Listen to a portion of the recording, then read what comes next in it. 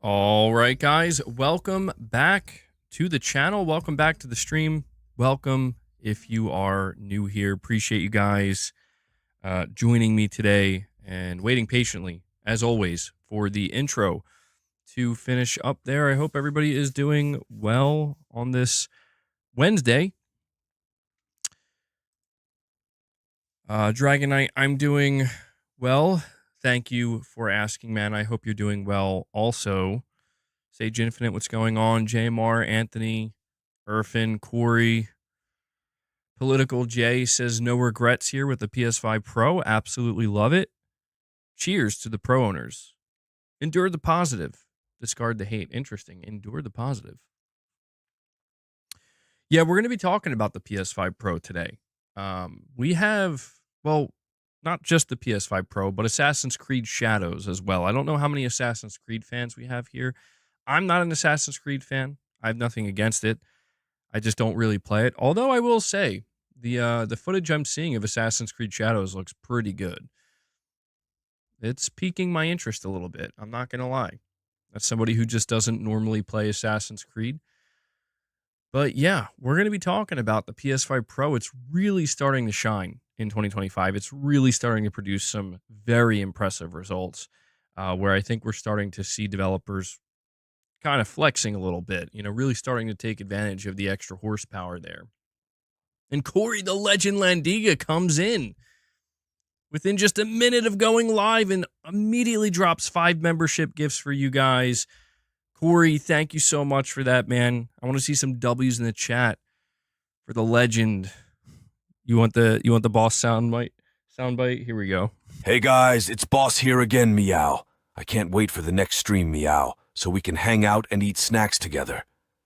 It's gonna be a good time. Meow.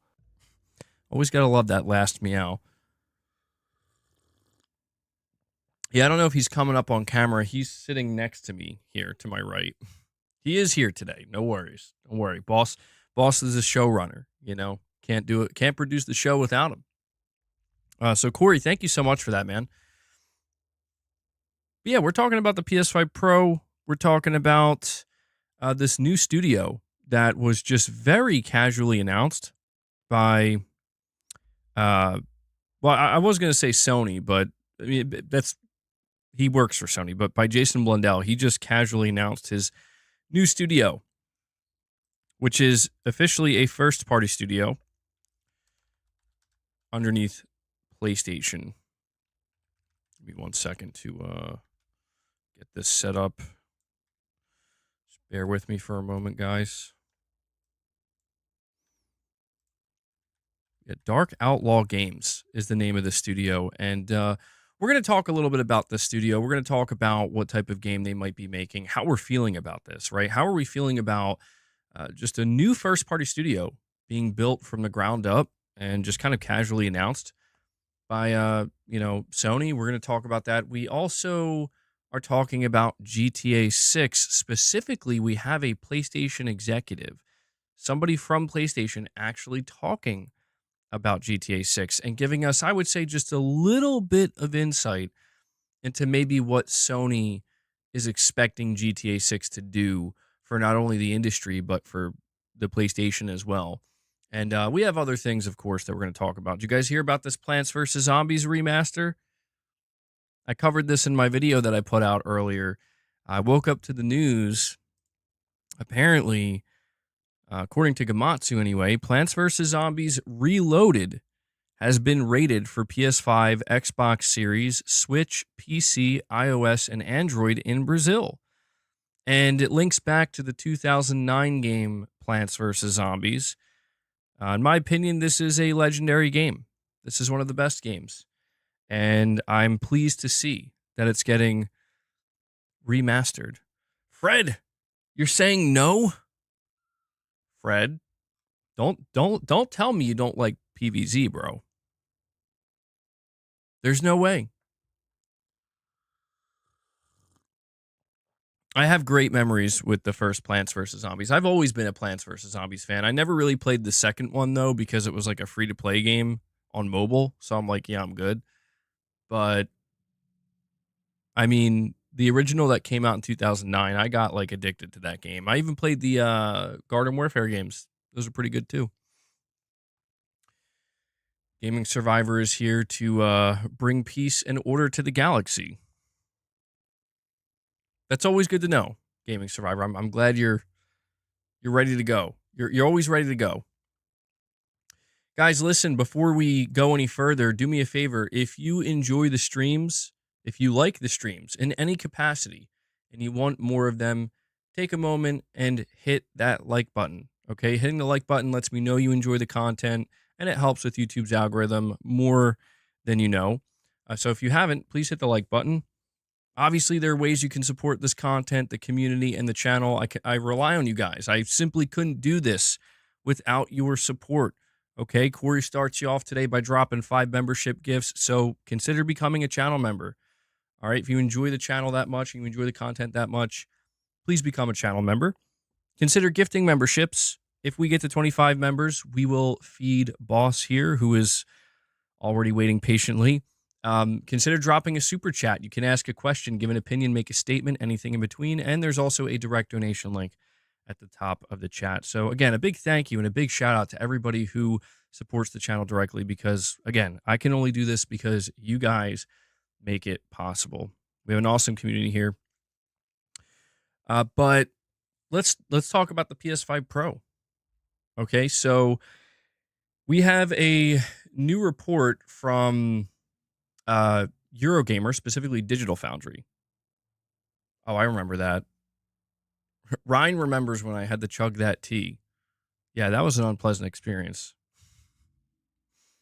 But I did cover in my video that I put out a couple of hours ago, I covered Assassin's Creed Shadows on the PS5 Pro. The problem is it was just before Digital Foundry released their extensive video and their extensive report.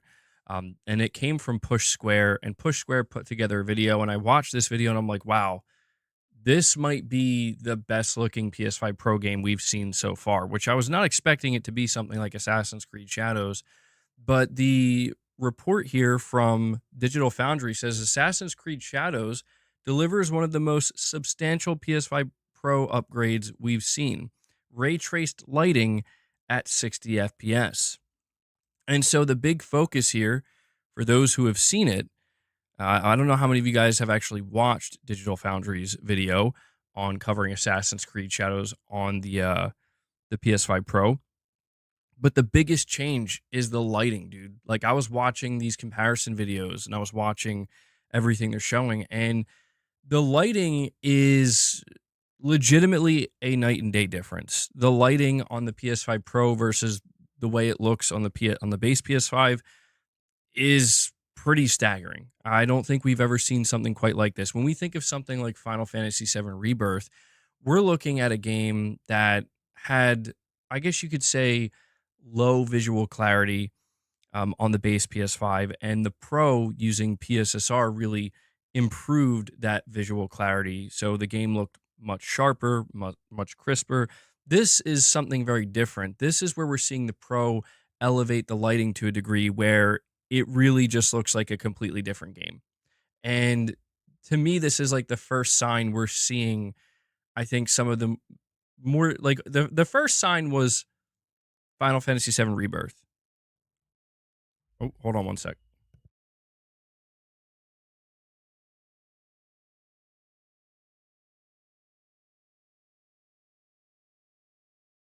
Sorry about that. The first sign we saw for the PS5 Pro in terms of like what it could do and how significant it could be was Rebirth.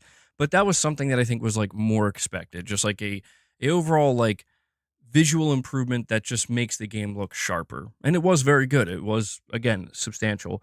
But this is the first time we're seeing something outside of just visual clarity that seems to be kind of transforming the experience to a certain degree.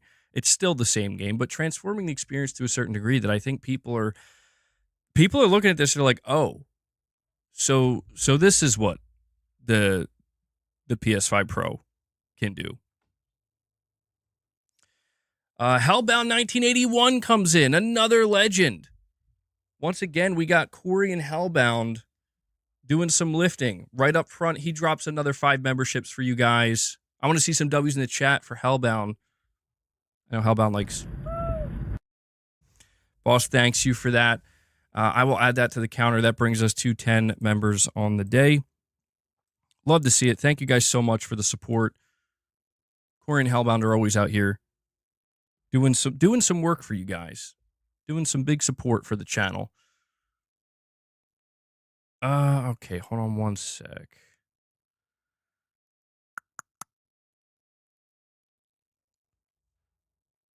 Stoked for Death Stranding 2. Yeah, I want to talk more about Death Stranding 2, but it's just kind of one of these things where it's like I've talked so extensively about it since we got that new trailer that I'm like, I'm just gonna have to give it a little rest. I have to give it a little, rest it for a little bit as we get closer. I'm sure we're gonna get more marketing. We're gonna see more. Yeah, Death Stranding 2, I have no doubt is gonna be the best looking game on the PS5 Pro, but it seems like Assassin's Creed Shadows might give it a run for its money here. What's up, Beast Mode? How's it going, man? And we have Dreadful83 coming in, dropping a 10 bomb on you guys. Dreadful. Corey says he does it for Boss. Dreadful's helping him out here. 10 memberships, bringing us up to 20 on the day, Boss. We are just a 5 bomb away. We are just a 5 bomb away from you getting treats. Only 15 minutes, not even 10 minutes into the stream. You guys got a member train going. Thank you so much for that, Dreadful. I'll give you a little soundbite here. Holy shit. Good stuff, bro. Boss, get into position. Get into position, man. It's time.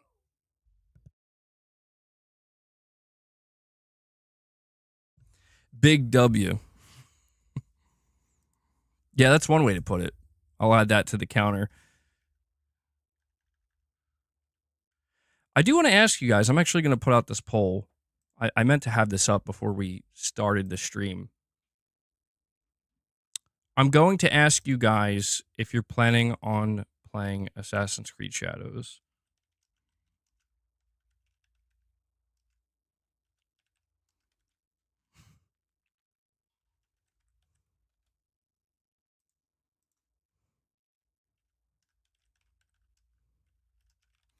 All right. You guys vote on that poll, and Corey does it. Corey dunks it, bro. He comes in. I'm no hero. Never was. Never will be. Corey drops the 5 bomb. Yup. That's right, Gaming Survivor. That's how I put it.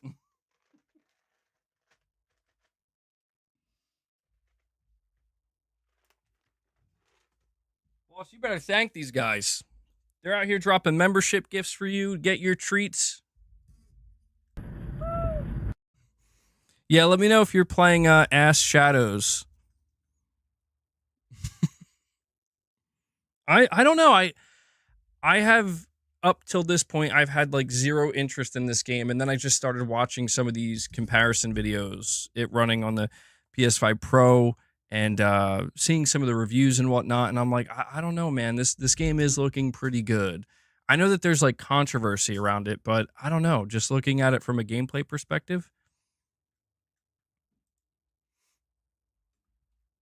it's hard to say. It's hard to say if I'm going to end up caving or not. But let me update this goal again. Thank you guys so much for the support. It really does mean a lot. We can always strive for a second goal here. If we hit the second goal, we can do some reps. I forgot to add that 5, though. I do want to go over this Eurogamer article talking about Assassin's Creed Shadows on the PS5 Pro, though. Dragon Knight, a member for 1 month, says, can't wait, hyped in the upcoming co-op. Is this wait, I think are you talking about the upcoming co-op game from this studio that we're going to be discussing? Dark Outlaw Games or whatever? I'm assuming that's right, because I don't think there's co-op in Assassin's Creed, right? Pretty sure it's just single player, unless I missed something. Well, yeah, how is the gameplay of Assassin's Creed Shadows?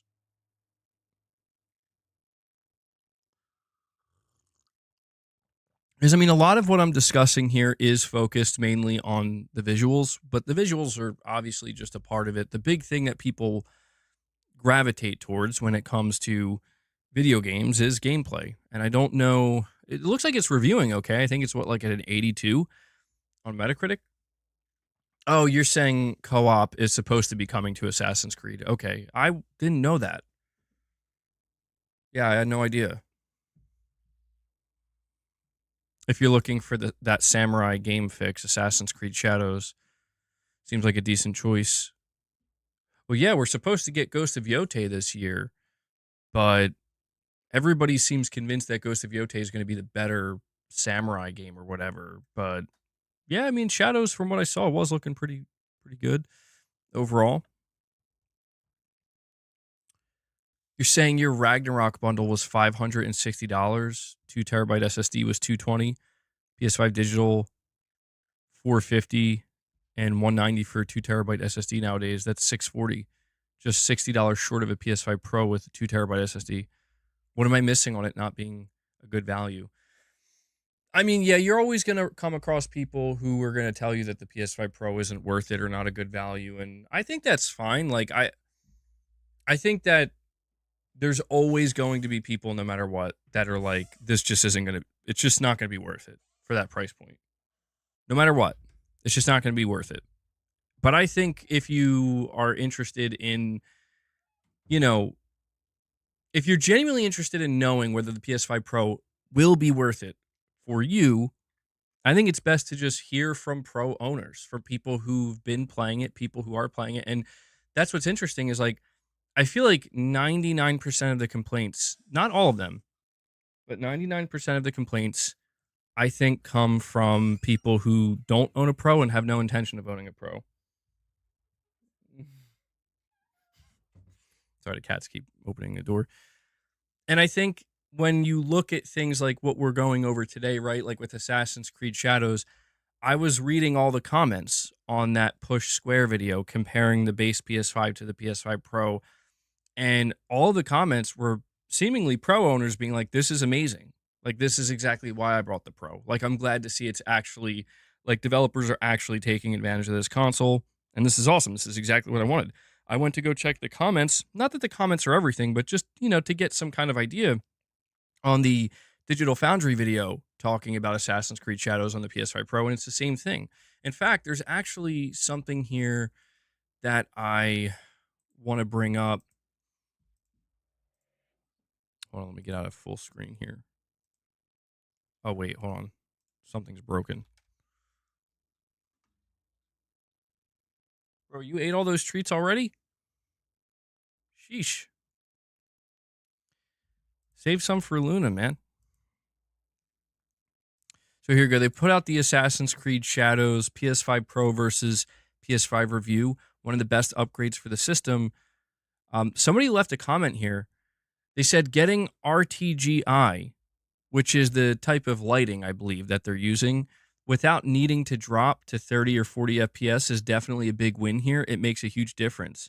As for why PSSR is not being used here, PSSR struggles with RTGI/RTAO and often had bad flickering and artifacts when it's trying to reconstruct those effects. We still see this in Jedi Survivor and Star Wars Outlaws even after several updates, and we saw it in Silent Hill 2 until they removed PSSR and went back to TSR. They continue, Ubisoft is planning on supporting this game for a long time, so maybe if this PSSR issue is fixed or when the PSSR overhaul with FSR4's neural network and training arrives for the PS5 Pro, the game will get updated to support it.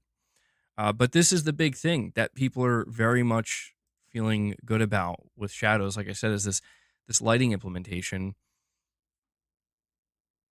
Most of them that complain don't even play games. Yeah, it's why it's hard to really pay much attention anymore to the people who are immediately complaining. Like even on my video today, and it's fine. It's not a bad comment per se, but I saw somebody mention how like if the PS5 Pro can't even run games at 1440p 60 FPS, then it's just simply not worth it. And I'm like, I get where you're coming from, but it's like you're still kind of missing the point of like that's why PSSR exists. Like the whole point is so there's leftover there's overhead so you can get like what we're seeing here with Assassin's Creed Shadows, which is you can get a very visually good looking game that looks crisp, looks sharp, good visual clarity running on the PS5 Pro at 60 FPS with solid lighting and solid ray tracing to a degree, right? Like there's still compromises, of course, but we want PSSR and PSVR too. Yeah, these cats are gonna. I don't know what they're doing.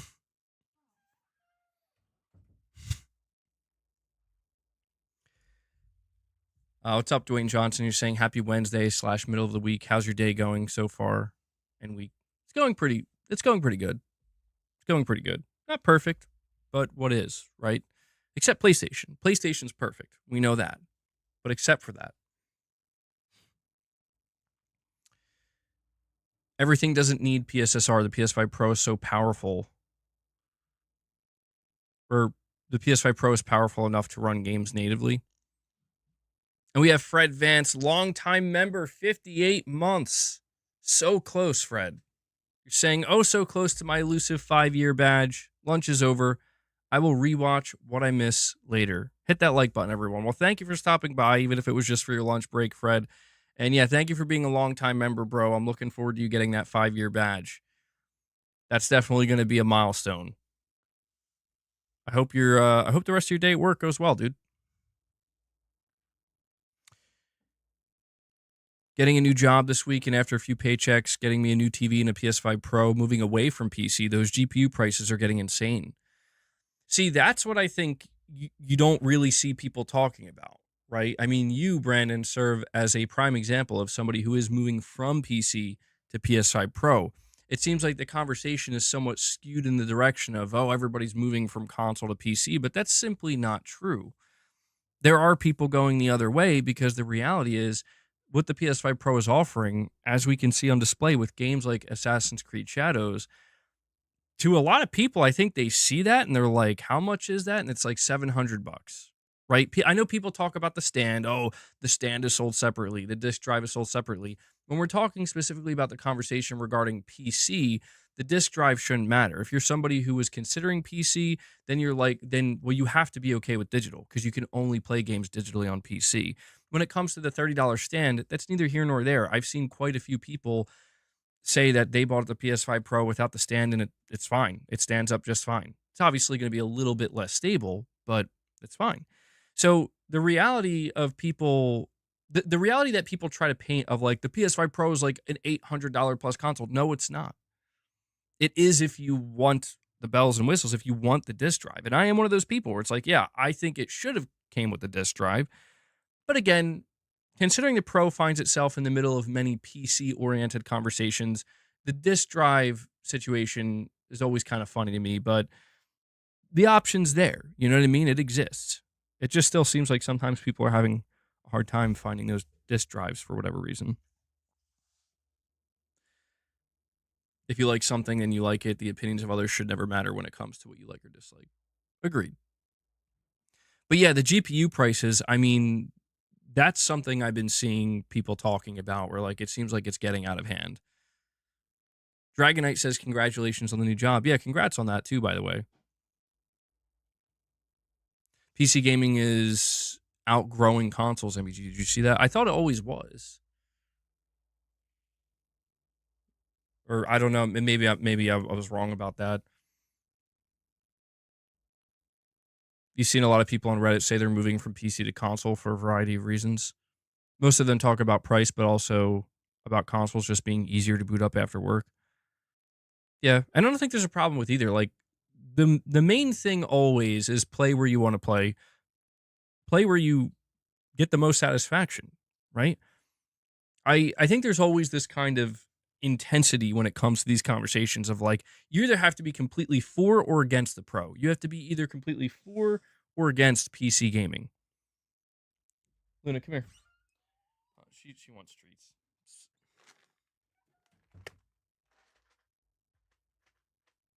There you go, Luna. It's your turn. Come on. Come on. All right. Well, when you're ready. Sorry, just had to make sure I gave Luna some of her treats too. PC is very expensive GPU wise. I mean, I don't know if there's truth to that about PC gaming outgrowing consoles. Boss, you already had yours.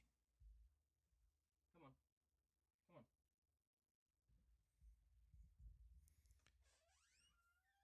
I think the GTA 6 combo is what's going to tilt people. I think it is. Yeah, we're going to talk about that a little bit later. Sony gave a little bit of insight into what they're expecting GTA 6 to do for PlayStation and gaming as a whole. No. You want to check on that? You talked your friend out of getting the Pro. You're better off waiting 2 years for the PS6.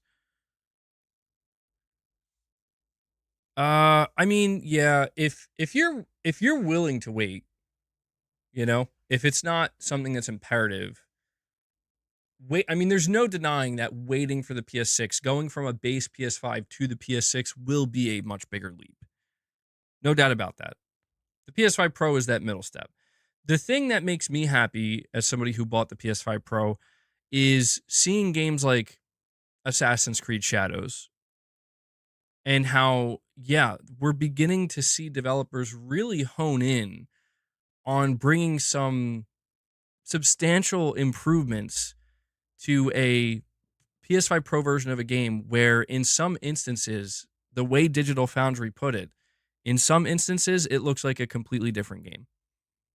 And that to me is something that if I didn't buy the PS5 Pro, and I remember talking to you guys about this back in September when it was announced and we were building up to the launch in November, where I knew that if I didn't buy the PS5 Pro now and just, you know, be a day one adopter, that it was going to happen at some point, whether it was a month later, 3 months later, 6 months later. So I viewed my purchase of the PS5 Pro. I mean, I have this channel that I run here, of course. So that's justification enough for me.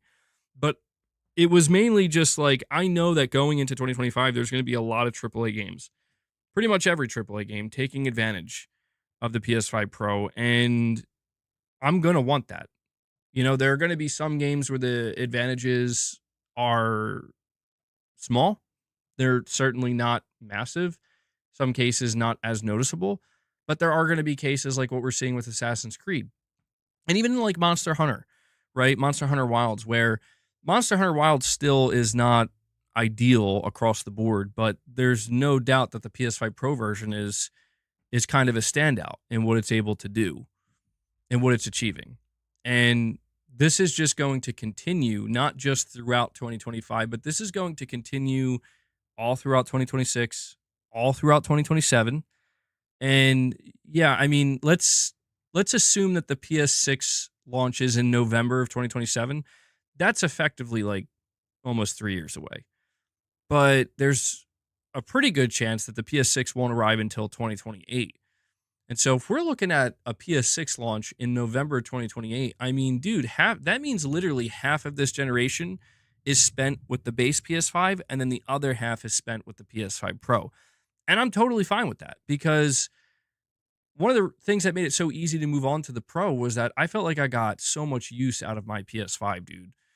Like, I still have my launch model PS5, and I put thousands and thousands of hours into that console, and it was great the whole way through. It felt amazing at launch, and it still felt great up until the last time I used it. But it felt even better when it was time to upgrade to the Pro, and kind of replacing that, going through those steps is always something that feels pretty good. And then it feels ultimately like a worthwhile investment, and I think it's only going to get better throughout the year.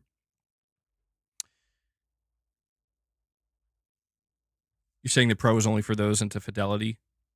Maybe. I mean, I would say the latest the latest analysis of Assassin's Creed Shadows, I think maybe proves that might not be the case, because the one thing that Digital Foundry said when they analyzed this is that the actual visual fidelity, like in terms of the resolution, only very slightly increased on the Pro version. because all of those resources kind of went into pushing that much better lighting. And I'm not gonna lie, I'm sitting there watching it. You know, I might even just bring up the video because I'm streaming in 4K, so I could show it to you in 4K. But I'm watching the video and I'm like, that looks like in some instances, like that looks kind of nuts. Like the difference to where this is definitely one of those games where if I didn't have a pro, and I'm not trying to create FOMO or anything, I'm just speaking for myself. If I didn't have a pro, I'd be looking at this being like, yo, is this going to happen? Is this going to become like a common occurrence? Is this going to be, are you serious, Luna? Is this going to be something that we see frequently with many different games going into the future? Just major differences in lighting.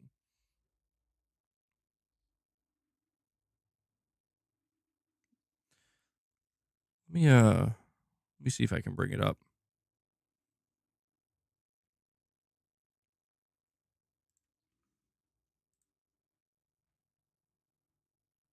Luna,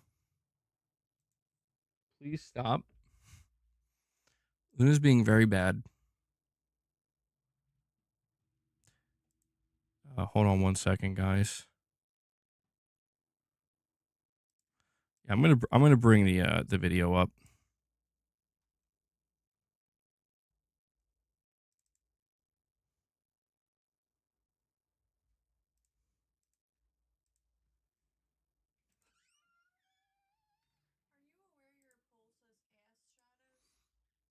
I am. Mrs. MBG was asking me if I was aware that my poll says ass shadows. You know what? Actually, I wasn't aware. I thought it said ass Creed shadows. It just says ass shadows. My bad. I didn't register that until just now. Are you playing ass shadows? Boss. Hey. Are you playing ass shadows, boss? Does that sound like your type of game? Yeah. Lee, you're saying it looks amazing on the Pro?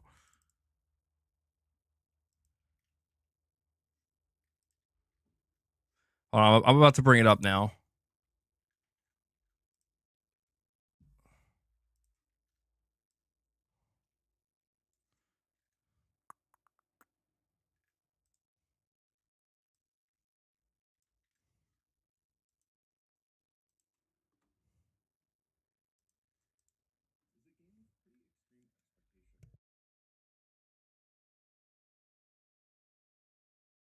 First AC game built exclusively for current-gen consoles, and it's a game that probably needs to be a big commercial success for beleaguered publisher Ubisoft. We've seen how the game meets technical expectations on the original trio of current-gen consoles, but this is a title with some substantial pro enhancements. You know what I just realized, though? Ray tracing. So how does AC Shadows? I just realized that even though my stream is coming through in 4K, it's not coming in at 60 FPS. So we might see some footage here where it is actually running at 60 FPS at 4K, but it's only going to come through for 30.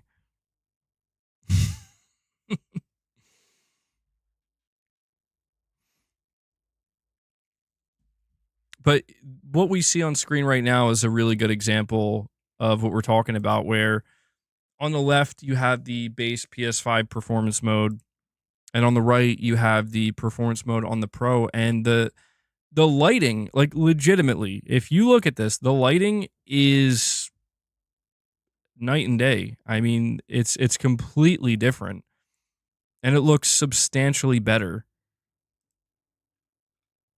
on the Pro.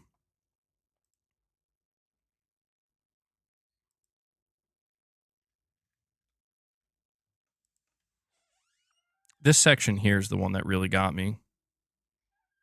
Is a particular sore point. The PS5's lighting solution fails to look at this. See, to me, this is what's crazy. This has to be the biggest difference we've seen on the PS5 Pro so far.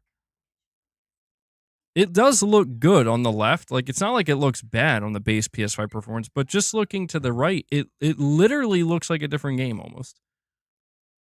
It almost looks like a different game. That lighting is... It's just crazy. It's crazy how much lighting can change the overall presentation of a game.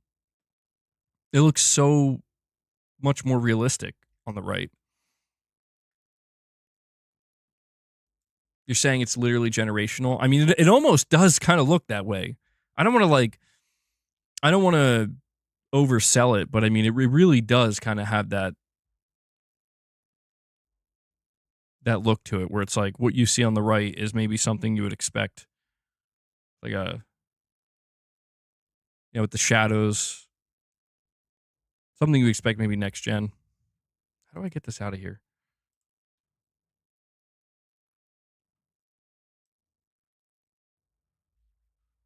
Are we looking at PS4 compared to PS5?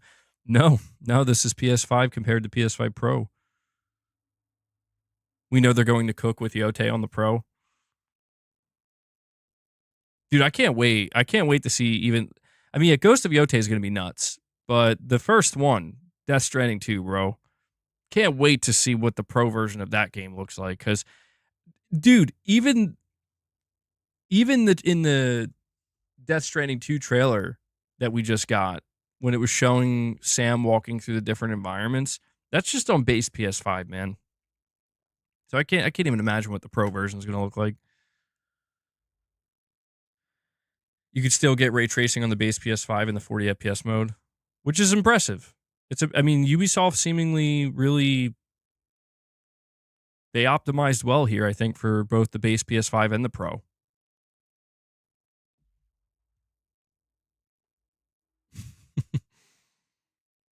All right, let me to capture the subtle occlusion you get from bunches of leafy greenery, giving it a dull, artificial look. Running through this forest area, the difference is unbelievably vast, with a generational divide in lighting fidelity. So they just said it. A generational divide in lighting fidelity. That's crazy, man. Like, to me, this is the type of stuff that if I didn't have a PS5 Pro, it'd be like, yeah, I got to go get a Pro now, man. This is stuff that Mark Cerny didn't say. He didn't say expect generational differences in lighting for PS5 Pro games. He didn't say that. Now, you could make the argument that maybe he should have said that, but maybe Sony didn't even know. Sony didn't even know that this is what some developers were going to do.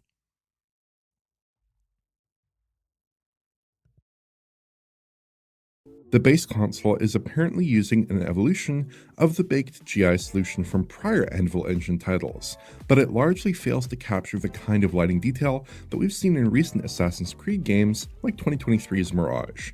Shadows is a much larger game, and achieving good lighting fidelity without RTGI is more challenging. Shadows' baked GI also doesn't adapt to changes in the environment, like when we open and close this door. Unlike the Pro code, that animation for opening and closing the door, though. A pretty huge uplift over the base console. In a lot of lighting conditions, the PS5 Pro version almost looks like a totally different game. But one consequence of that RTGI call is that image quality on Pro isn't really improved over the base machine. Both suffer from considerable pixel crawl even at rest. Blocky patterns emerge on moving edges, and transparencies are poorly upscaled, with obvious signs of a low-resolution source. I've disabled chromatic aberration and motion blur for these comparisons to provide the clearest picture. Ubisoft stated pre-launch that both PS5 Pro and PS5 in their performance modes would use an upscaling process to hit 4K, and that seems to be borne out by the final code the as Series well. S. The upsampling capped at produces 30 somewhat FPS variable results, though, in terms of achieving a sharp 4K appearance. Internal resolutions and light scenes on both consoles hovered around 1080p in gameplay in my tests. The RTGI is apparently eating up most of the additional margin of GPU time on the Pro. But some of Ubisoft's pre-launch Pro promises haven't quite materialized in the finished game. Ubisoft said that the game would use PSSR upscaling on Pro in press material published last September, but the Pro version of the game doesn't carry the hallmarks of PSSR upscaling. This occluded detail is fizzly, not blurred. The edge detail is very sharp, and in general, the image has artifacting that is more in line with analytical techniques than machine learning based ones. The most obvious. Yeah, that's what's weird is they did say they were going to use PSSR, but we did read that comment. We did read that comment that somebody left, and they said that the reason why they're likely not using PSSR yet is because with the current version of PSSR, when using this specific lighting technique, it has shown to produce a lot of flickering, which we've seen as a problem in other games. And so they made the decision maybe to not put PSSR implementation in yet, but maybe it will come at a later time. Which, yeah, I mean, it would make sense. They went all out here. Why not? When they get the chance, why not go for it? Evidence, of course, is just the fact that the PS5 and Pro look so incredibly similar in image quality terms. In my tests, the PC version with Anvil's TAAU proves a pretty close match for both PS5s, so it looks like that's the solution of choice on both consoles. Presumably, Ubisoft found this was a better solution in total for the game than PSSR. Beyond the ray tracing boost on Pro, the game has pretty similar visual settings on both machines. Draw distances, shutter resolution, and other common tweakables seem to be about the same on both consoles. Frame rates here land at a consistent 60 FPS. There are exceptions. Some moments in the introductory sequence cause significant frame rate drops, and occasionally open world traversal can provoke a minor dip. Cutscenes run at 30 FPS, as does the hideout area. The hideout presumably runs at a lower update to accommodate the potential for greater player-created complexity, and to provide space for the addition of RTGI on the base PS5. Sometimes moving the camera rapidly can also cause a slight frame rate drop, where I think the game's DRS system is just not quite keeping pace for that moment. So, I actually didn't watch the analysis of the base consoles, like with the PS5 and the Xbox Series X and S. So I don't know if this is something that also occurs in those versions. I'm assuming it does. Pushing polygons, you're saying MBG replacing a console every 4 to 5 years isn't a big deal in my opinion. GPUs get replaced every 2 to 4 years. Phones every year. The only difference is a console is a bespoke product for one thing. Yeah, I've never really minded. Like, as long as I can afford it, I've never minded. I never had a problem with mid-gen upgrades. But I understand why for some people, they just like the simplicity of, like, one generation to the next generation to the next. No mid-gen console. I understand why some people prefer it that way, but I don't know. My view of the PS5 Pro has been pretty consistent. It remains consistent. I'm feeling good about it, but overall, I just feel like it's one of these things where it's like, yeah, just if it's something you're interested in and feel excited about, no problem. If not, no problem.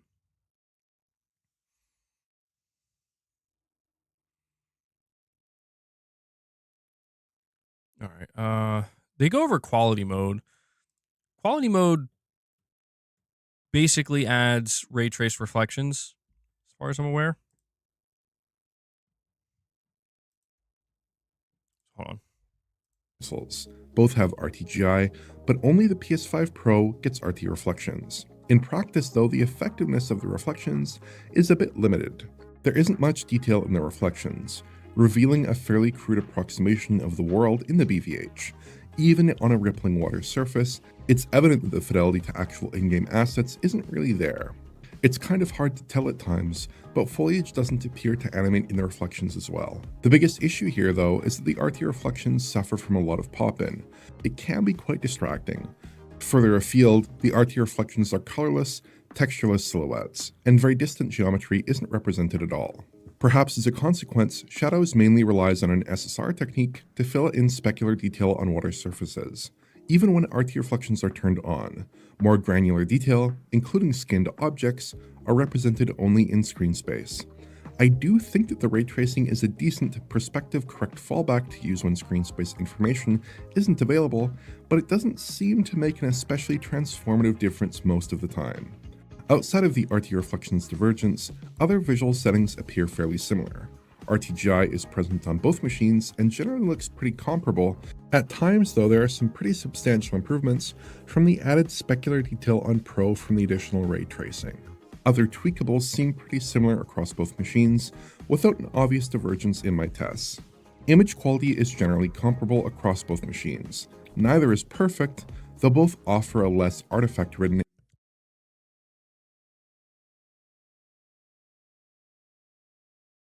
Sorry, I gotta say this game just looks really good in watching the just the footage that they're showing, man. I have to admit, like it looks good. It's appealing to me. Too many ninja games coming out lately.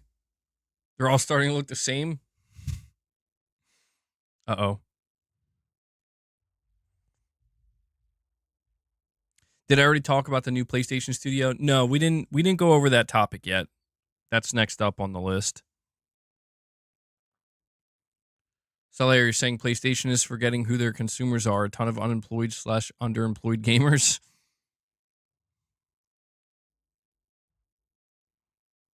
Well, options, man.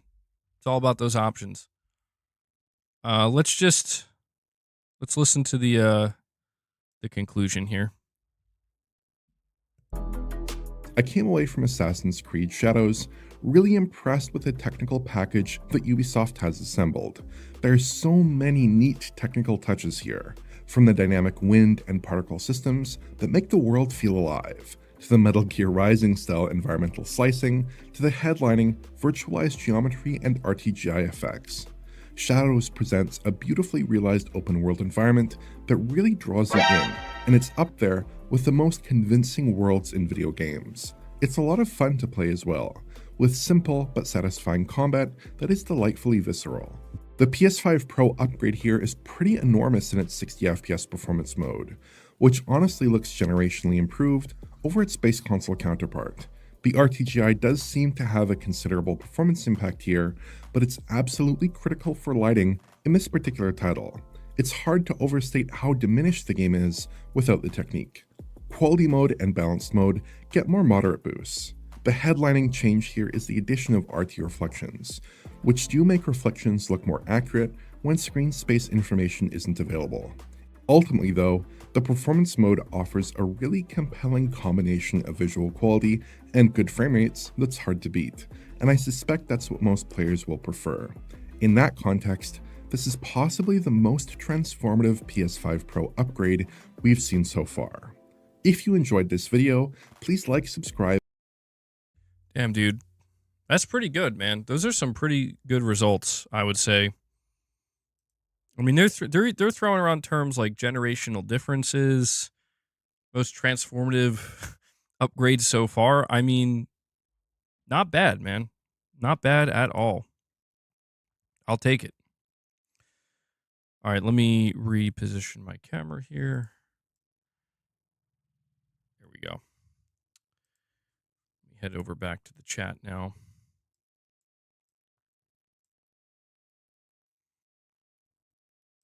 You want to do a survey? By the way, guys, if you are enjoying the stream, take a second, hit that like button.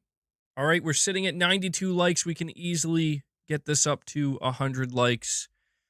And again, consider gifting a membership, becoming a channel member, showing any direct support if you're able to. All right. Am I buying Shadows? I'm not sure. I mean, I didn't really have any interest in it, honestly. And I don't know that I'm like 50-50 on it. I'm liking what I'm seeing. I might have to hear some reviews potentially. I don't know. I've never really played the Assassin's Creed games. I never got into them. So I don't know if I would enjoy this or not. But I like the setting. I like the setting and I like the visuals. I guess I would just have to do a little bit more research on the gameplay. I mean, they did show some gameplay and it looked pretty decent. I mean, I enjoyed Rise of the Ronin.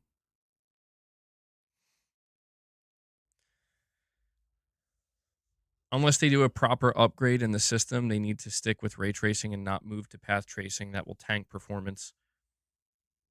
Yeah, Mark Cerny was teasing something, I think, regarding that. I don't know if it was necessarily for the PS5 Pro, but he was teasing something in regards to path tracing.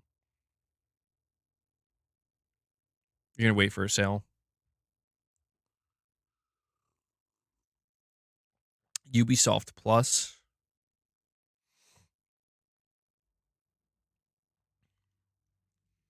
You're saying the reviews are glazing it. Do not trust them. Trust me. It's got some moments.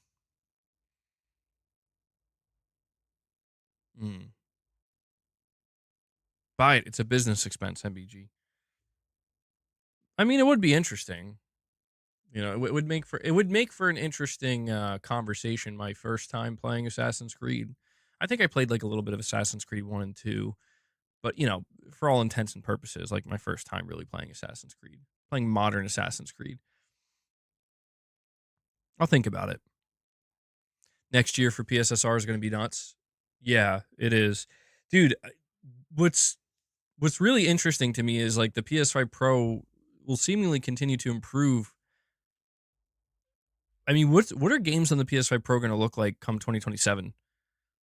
I mean, like, how is Sony going to come out here and be like, now here's the PlayStation 6? We're going to need to see some pretty big differences. That's going to be a tough one. That's going to be a tough one for them. Trust me, some random guy on the internet. I'm not going to trust either. I might just watch some raw gameplay, you know? Not like reviews or anything, but just somebody playing the game, getting a better idea for it. Did you guys hear, though, with Assassin's Creed Shadows that Ubisoft has a team of lawyers ready to basically sue anybody who attempts to harass any of the development team on this game? That's crazy, dude. You're saying watch Matty Plays, he'll tell you what you need to know.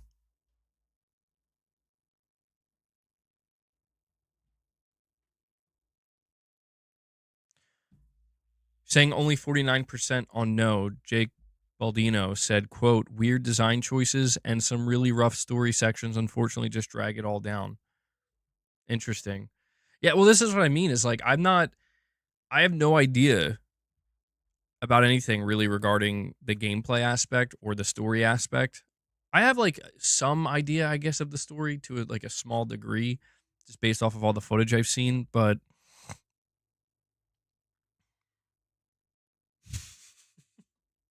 dude, things have gotten out of hand and things have gotten too crazy when Ubisoft has to make an announcement that they have a team of lawyers ready to go, bro, to combat this stuff. And Dragon Knight comes in and drops a 5-bomb on you guys.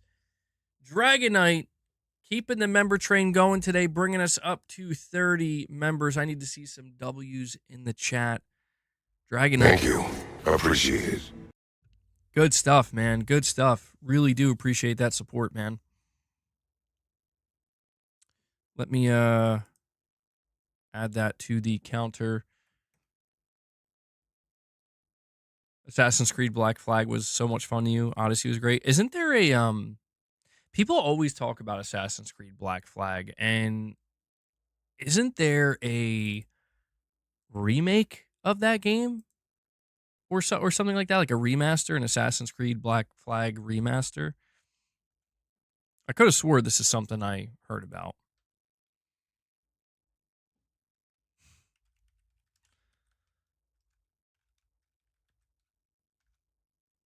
And actually, if I recall, I think the rumor said that Ubisoft might even be trying to release Assassin's Creed, the Black Flag remaster, this year. So that would be... I feel like we saw that before, didn't we? Where Ubisoft dropped 2 Assassin's Creed games in 1 year.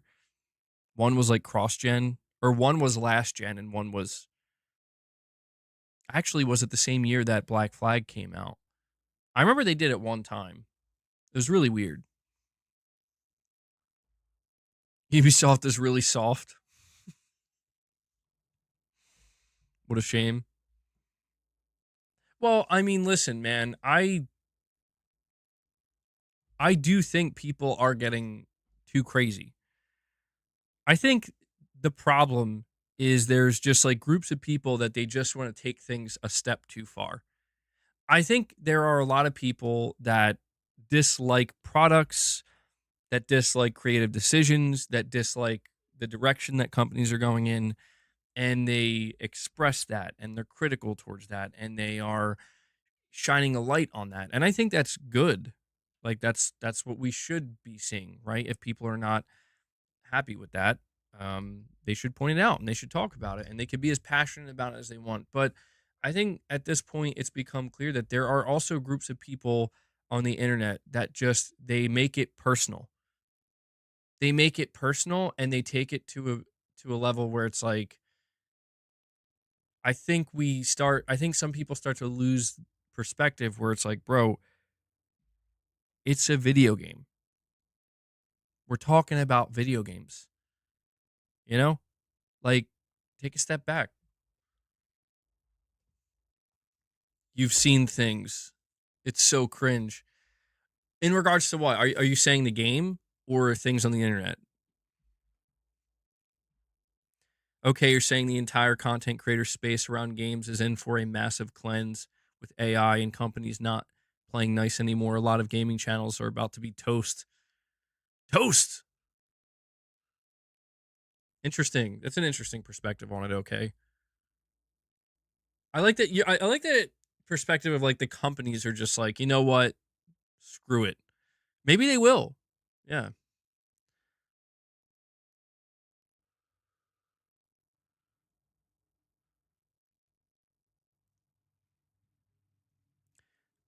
I read. I'm reading in the chat. How are you enjoying Pal World? But then I read the name of the person who said it. I'm very confused. I'm confused about both things. I'm not playing Pal World. Oh, you're saying the game is so bad? I'm curious. What is bad about it? Is it like the story? Wait till I see the memes.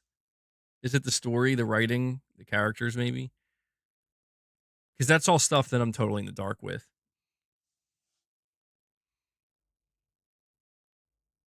You do think if you take it too far,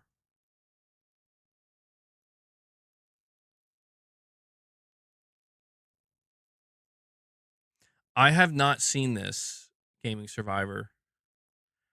Whenever we do another members lounge, I know you'll be there. Whenever we do another one, bring this to my attention. I'll look into it. I'll look it up.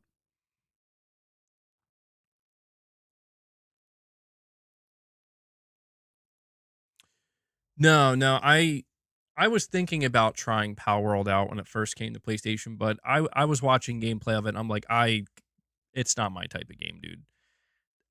It's an interesting concept and I could see why it took off, but I'm like, I can't see myself getting into it.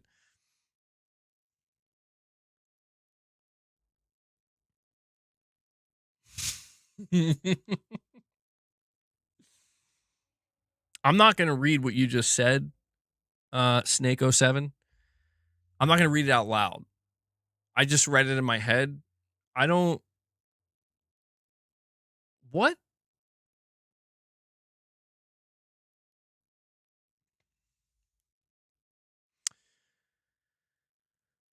Illegal Monkey, you're saying the two characters are unbalanced. Can't use whatever weapons you want. They are locked into one specific ones. Yusuke is just a bulldozer, and the other chick is the stealthy one.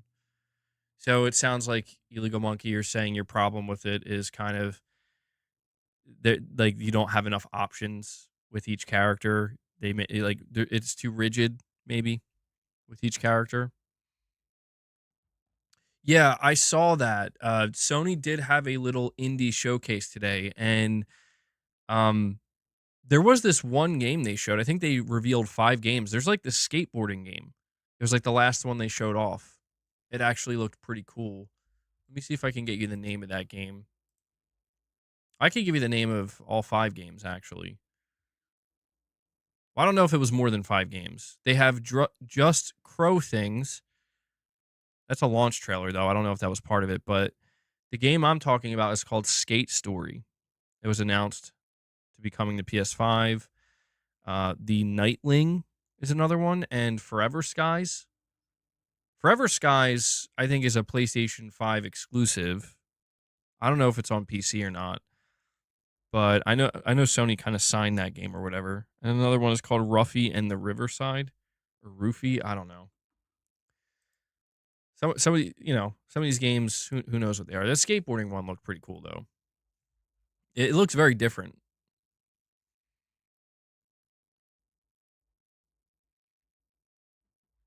It's just their opinion. Don't let it sway you. If it looks good, play it and make your own judgment on a game. Yeah, I mean, that's the thing, dude. Like, it is interesting to get people's opinions since it is out, or at least I think it's out, or it's coming out tomorrow. I guess there's an early access version. It's interesting to hear what people are saying about it. And yeah, if I were to decide to play it, it would just be because I just think it looks good enough that if I think there's some fun to be had here, the only thing I would be disappointed about is if, like, I would be disappointed if I bought it and started playing it and just was like, this is really stupid. Just straight up, like, this is just bad and stupid. But I'm not necessarily getting that vibe. Oh, perfect image. I'm sorry about that, dude. Yeah, hold on. You sent me a direct donation, and you said here, "Hey, bro, just thinking. Even though I have a regular PS5, shouldn't the type of TV matter to get the best picture performance out of the PS5? To a degree, yeah, that is true. Perfect image. It's to a degree.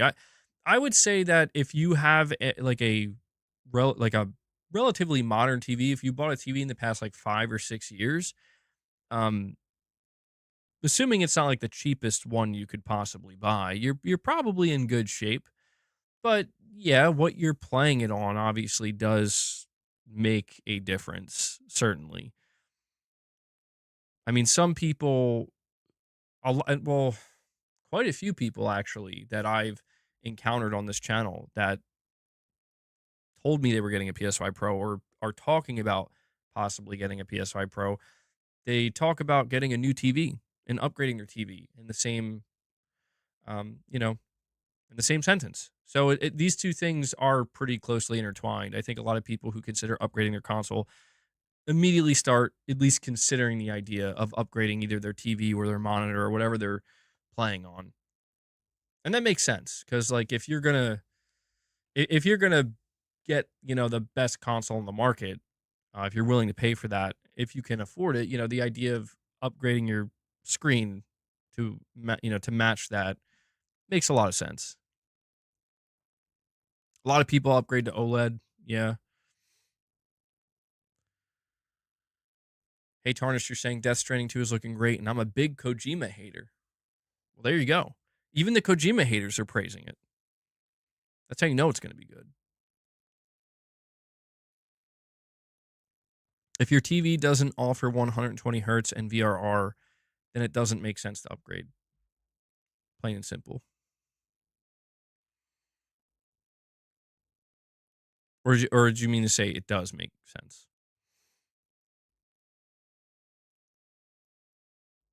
For a lot of people, yeah, I mean, I mentioned OLED, but for a lot of people, VRR is the big one. So that way, like any game that struggles to get that smooth 60, VRR basically gets you there. HDMI 2.1, 120 hertz VRR is a must if you want a pro, or it makes no sense. Okay. Yeah. Okay. Yeah, I get what you're saying, Josh, for sure. I mean, that's the thing. The Pro is offering quite a bit. So if you do have a screen that really is lacking and not able to properly take advantage of it, it's not that you won't see any benefit. You still will see a benefit, but you're not going to be able to fully take advantage of all those benefits. Perfect Image, you're saying you do have HDR and VRR and 120 hertz. Well, I don't know if you have a Pro or not, but if you're thinking about getting a Pro, it sounds like you're going to be able to take full advantage of it, man. Sounds like your TV's ready to go.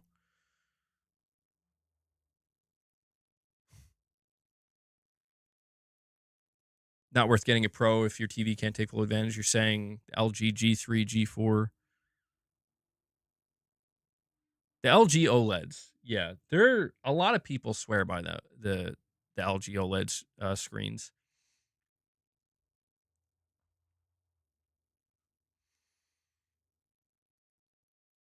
So, Larry, you're saying you'll eventually play Death Stranding 2 on the PlayStation 6 once it's $20 or something? Death Stranding 2 on the Beach Director's Cut, PlayStation 6. You know, I was thinking once again today. I can't help but, keep thinking about it. I can't stop myself from wondering, is Sony going to announce that they're going all digital with the PS6? Like, I don't know if you guys remember. I remember this very distinctly.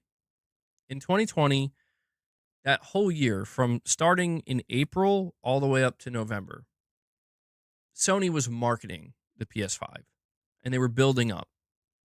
One of the things that they announced, and I remember the day they did it, it was on the official PlayStation Twitter account. They showed off the official PlayStation 5 box art and they showed Spider-Man Miles Morales, and it was like a really big deal. Everybody was like freaking out, like, there it is, like, look, it's got a white strip at the top now and the black PS5 logo. It looks different from the PS4. But it was basically like, here's what the box art for physical PS5 games is going to look like. I was like, just wondering, is Sony going to do that again with the PlayStation 6 in like 2027, 2028? Are they going to be like, here's the official box art for PlayStation 6 games with Spider-Man 3 or something? Because I was just thinking how sad it would be if they didn't. What's Ass Shadow? Uh, it's the latest Ubisoft game that came out or is coming out. Pragmatic Hat, you're saying you would rather play Dragon Age Veilguard on PS Plus than Assassin's Creed Shadows?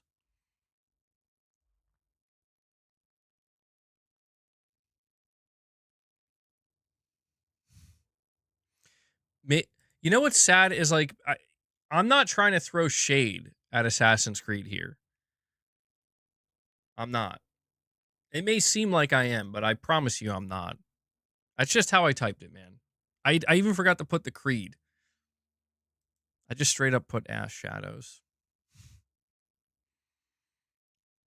An Assassin's Creed 1 remake? It is interesting to me that apparently they're like remaking Black Flag before they are doing an Assassin's Creed 1 remake. I've seen quite a few people saying they're going to wait for this game to go on sale. I mean, we're talking about Ubisoft here, so I can't blame anybody for taking that approach because a lot of times Ubisoft games go on sale like literally a month later. $20 taken off the top a month later. And that's kind of the danger of putting games on sale too quickly is you're going to hurt your day one sales. People are going to know if I just wait a month, even 2 months, just get it, at a cheaper price.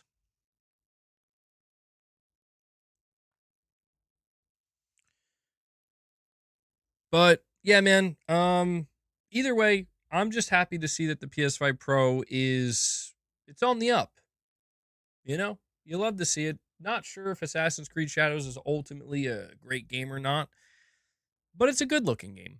And it's nice to see that Ubisoft is taking full advantage of it or doing as much as they can on it. And Digital Foundry seems to be very impressed. They're throwing around terms like generational difference. They're saying it's one of the best PS5 Pro upgrades we've seen so far. And I just hope that this is something that we continue to see going into April, May, June, July, August, September, and the remainder of the year, going into the holiday season with these games that are coming out. Far Cry New Dawn, I forgot. Yeah, You're mentioning Far Cry. Sometimes I forget that there's like a Far Cry game called Far Cry Primal. It's like you're literally like a caveman or something. Very weird. Remember, Forspoken looked great too. That is true. Yeah, looks aren't everything. Looks and graphics are not everything. They simply can't be. All right, let's talk about this new PlayStation Studio. So, I've noticed an interesting response to this new PlayStation Studio. Let me just go over the information so we're all on the same page. Maybe some people missed it, but Sony would usually make a song and dance about adding a new developer to its roster of teams at PlayStation Studios. But today, this was like 2 days ago, we turned to an external podcast from Jeff Gerstmann. To be fair, it sounds like Dark Outlaw Games, as it's been named, is in very early production of its new title, but we now have confirmation that Jason Blundell has been drafted in from the now defunct Deviation Games to head up a new internal team. When asked what he's up to nowadays at the end of the podcast, Blundell said, "I've had the amazing opportunity to create a new studio within PlayStation Studios for Sony. The studio is called Dark Outlaw Games." He continues to explain that the team has been working away in the shadows for a while, and when we have something to talk about, it'll be revealed.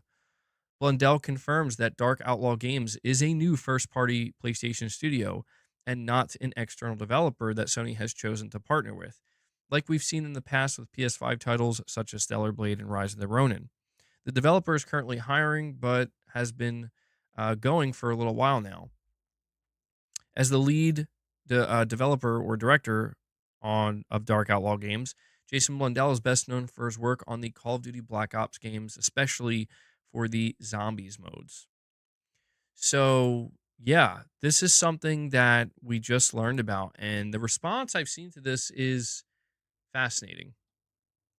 I'll talk about that in just a moment. We have Moonshot here with a direct donation saying, "MBG, when are you going to let the gaming gods rain love down upon you, as they did to me the moment I booted up Kingdom Come Deliverance 2, absolute masterpiece." I've been hearing nothing but good things about this game, man. I just don't see myself. I don't know. I watch gameplay of it, and I'm like, I see the appeal. It's interesting. Like, I see these games where it's like I watch gameplay and it's like I see what people like about it. Like I can identify it. It's not something I'm looking at where I'm like perplexed, like, well, I don't understand. I mean, sometimes I see games like that. But something like Kingdom Come Deliverance 2, I absolutely see that. But I also just get this feeling, it's like this gut feeling where it's like, I don't think I'm going to be one of these people that picks up this game and is like, I love it. I like it. I want to keep playing it. I'm going to keep playing it. I don't know if maybe it's the setting or the time period. I'm not exactly sure. But Moonshot, either way, I'm glad to hear you're enjoying the game, man. I mean, it sounds like you're really enjoying it. The way you're describing it sounds like it's going to be maybe, dare I say, your game of the year. You're calling it an absolute masterpiece, game of the year. It's a medieval game. MBG identifies as a game. Oh, man. Nightwolf agrees. Nightwolf says Kingdom Come Deliverance is a masterpiece. Well, let me ask you guys, do you think this game could be at the Game Awards come December, nominated for Game of the Year? It seems like a really deep RPG. It's like leans very much into deep RPG mechanics, it seems. I like RPGs, but there's like a threshold for me.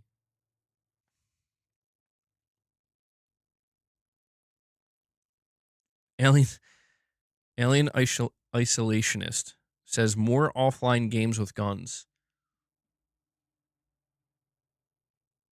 Salaire of a Store is asking if PlayStation does another showcase, will you cosplay?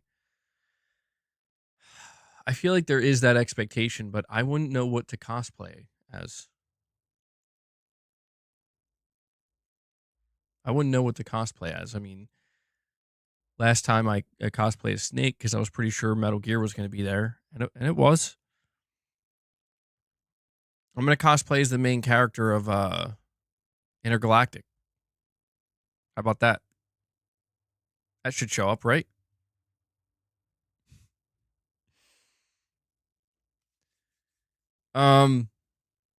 Maybe I should just do Snake again. I don't know. Is that just the cosplay now? Every PlayStation showcase, MBG dresses as Snake. Clown BG. I should just bring out the clown wig. I'm gonna cosplay as Mark Cerny, which would require me to shave my face, that would be pretty funny actually. That would be pretty damn funny if I just did a random Mark Cerny cosplay. Just get like a plaid shirt. Get that like medium length straight hair. Get the glasses, shave my face. Kratos. Yeah, maybe one day. People have suggested a Kratos cosplay many times. Can't believe MGS was announced in 2023. Dude, yeah, I mean, talking about a PlayStation showcase, I can't believe it's been this long. Speak in a calm ASMR tone of voice. I'm so happy you guys could join me today for this PlayStation showcase event. It's been 2 years. I don't know what to expect, but I do have high hopes. But I have to maintain that calm, cool composure, even if something amazing's announced. Like, Sony announces, like, Bloodborne 2, and I'm like, this is amazing. I'm in disbelief. I am shocked. This is one of the greatest announcements we've ever received. That would be funny, man. That would be funny. That would be, dude. Oh my God, that's like a genius idea, though. Like trying to stay in character during a live event. I should do that. That would be awesome. That would add such a deep layer of engagement of people trying to get me to break character. Wait a second. Should I just do this for my streams in general? Should I just do this to my whole channel? Should I just create a character? Wait, is MBG already a character? I don't want to think too deeply about this. Garrett, what's going on, man? We're talking about, I got a little bit off topic there, but we're talking about this new PlayStation studio that was announced, Dark Outlaw Games. And the reaction that I've seen so far has been pretty tame. Almost underwhelming. I'll be honest, man.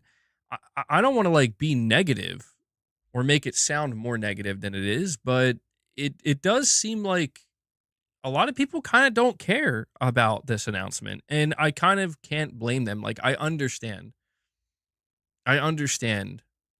why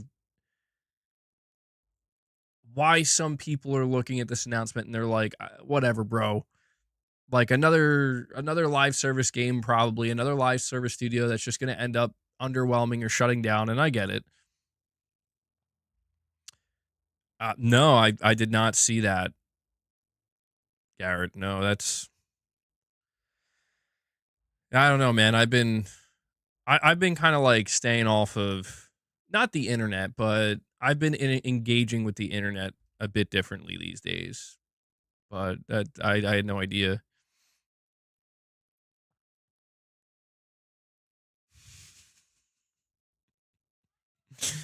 okay's like, bro. Blundell intended for the announcement to be tame. So I do want to actually talk about this for a moment. I think Sony they're intentionally making these super low key announcements, because think about the way they did it last time. Haven Studio making a big deal about it We have a whole blog post, right? We're putting out Twitter posts. We're doing the whole 9 yards. We got Jade Raymond. You know, they make a big deal out of it, and it just results in nothing. Like, we haven't seen pretty much anything except that one CG trailer, and nobody cares about the studio. But it gets worse when you look at, like, Firewalk. Hey, we're excited to announce our partnership with Firewalk. Hype. Jim Ryan interview talking about it. And now we're hyping up the fact that we bought the studio, and look at what happened, dude. The studio literally is already dead. Um, you talk about Deviation Games, where Jason Blundell came from. They made a big deal about this. They went on stage during Summer Game Fest, I think, and they made the announcement with the PlayStation logo and everything, and they made a big deal about it, and that studio also shut down. So I think Sony's taking the opposite approach now, where it's like, how did we learn about the partnership with People Can Fly and them working on a new PlayStation game? It was literally through a single document, a like legal document that came out, where I think People Can Fly had to announce it through that documentation, or at the very least acknowledge it in that documentation. That's it. It's not like Sony's out here putting out a blog post making it clear they're doing this. It's meant to be in the shadows because it could go very wrong. God, these cats. Hold on, guys. Driving me nuts.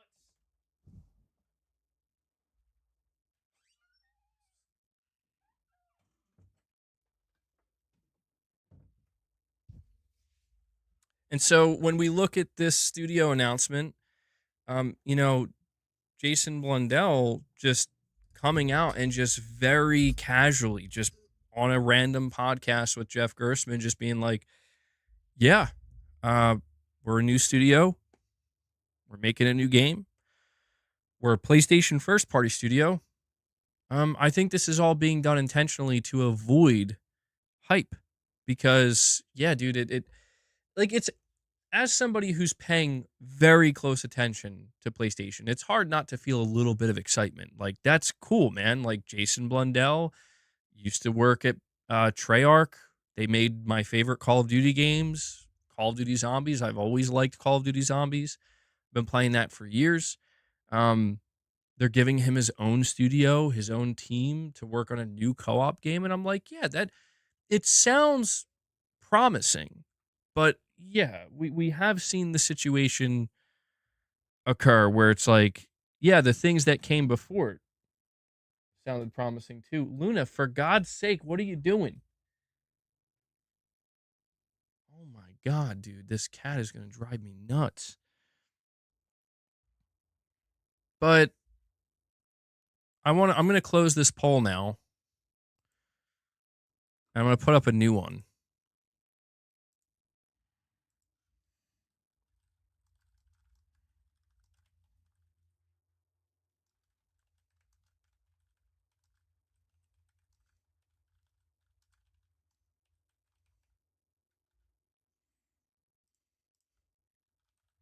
Just give me 1 sec to set this up.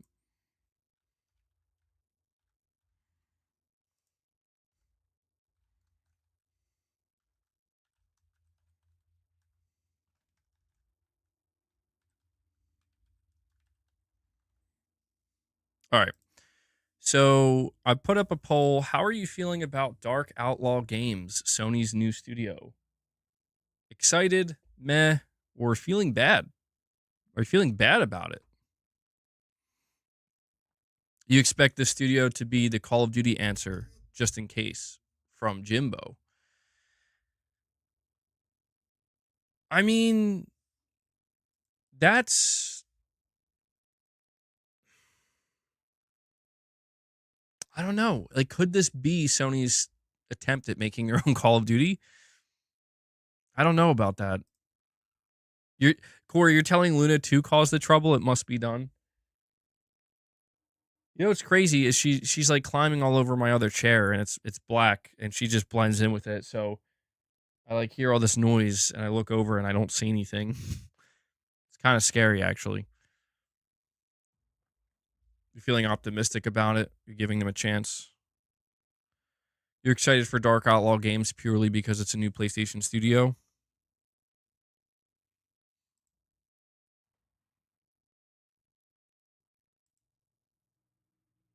I don't know that I could say I feel excited. I think I'm leaning more towards interested rather than excited, because excitement, I feel like, yeah, what is there to get excited about? This is a game that, it is very likely years away, and they haven't done anything before. And we saw some of the partnerships and the studios that Sony believed in and what happened to them. So it's one of these things where it's like I'm interested and I will be rooting for them. You know what I mean? Like I want you to make a great game. Absolutely. I would love to get a nice new co-op game that becomes one of my favorite PlayStation titles. That'd be great.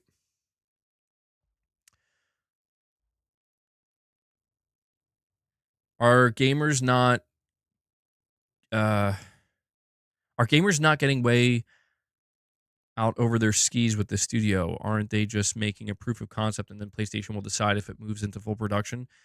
Um I think that's with People Can Fly. I think there is a partnership with People Can Fly, and that's the one where we might be getting over our skis. We're like we're thinking it might be SOCOM, Resistance, and it's just hard not to be super intrigued by the fact that it's a classic PlayStation IP that they're working on. But yeah, they haven't even made a prototype yet. This studio, Dark Outlaw Games, that Sony basically built. Apparently, they've been working on something since 2023. So it sounds like they're well past the prototype phase, and I would assume they're in full production now. But it also sounds like, because we know how AAA, they did say they're making a AAA game, and their team is relatively small. They're not like a massive team. So it sounds like whatever it is they are making is still a couple years away at the absolute soonest.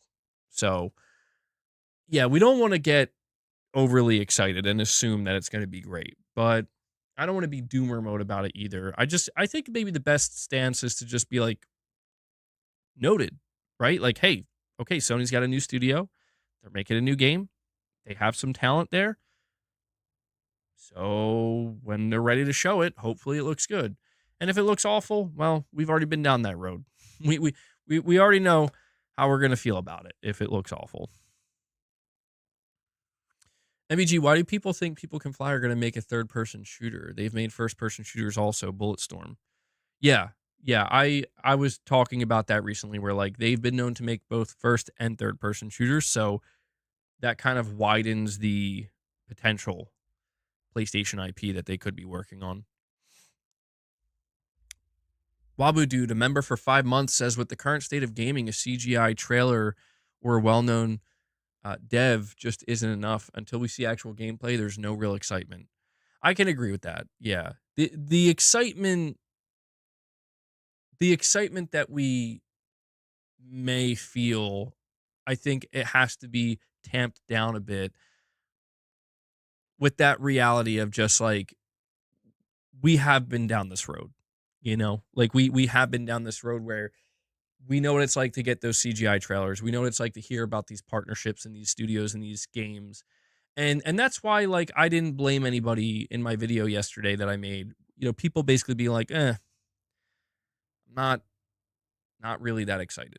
Like yeah, I just feel like I'm in a different position where it's like my excitement sometimes stems from even just having something to talk about. You know what I mean? Like it's kind of I guess a situation where it's like it comes with the territory where like I cover PlayStation. So I'm looking at this and I'm like, holy shit, like it was just confirmed that Sony has a new studio, a new first party studio. And for me, like that, like I'm looking at it from the perspective of like a content creator, somebody who covers PlayStation. Like this is a huge deal. But then it's kind of like the reminder that, hold on, man, like this isn't a, look at the way it was announced. Look at the previous announcements that came before it and understand that like it's one of these things where it's just like, hey, just so everybody knows, this is a thing that's going on. MBG, what's happening with Ballistic Moon? It sounds like they're on the ropes. It sounds like they're on the ropes, dude. So I wouldn't want to see them get shut down, but it looks like they can't find work. It looks like that Sony was not very happy with the state that the Until Dawn remake shipped in, and I think that they pulled funding and they kind of walked away, and I think Ballistic Moon is kind of on their own.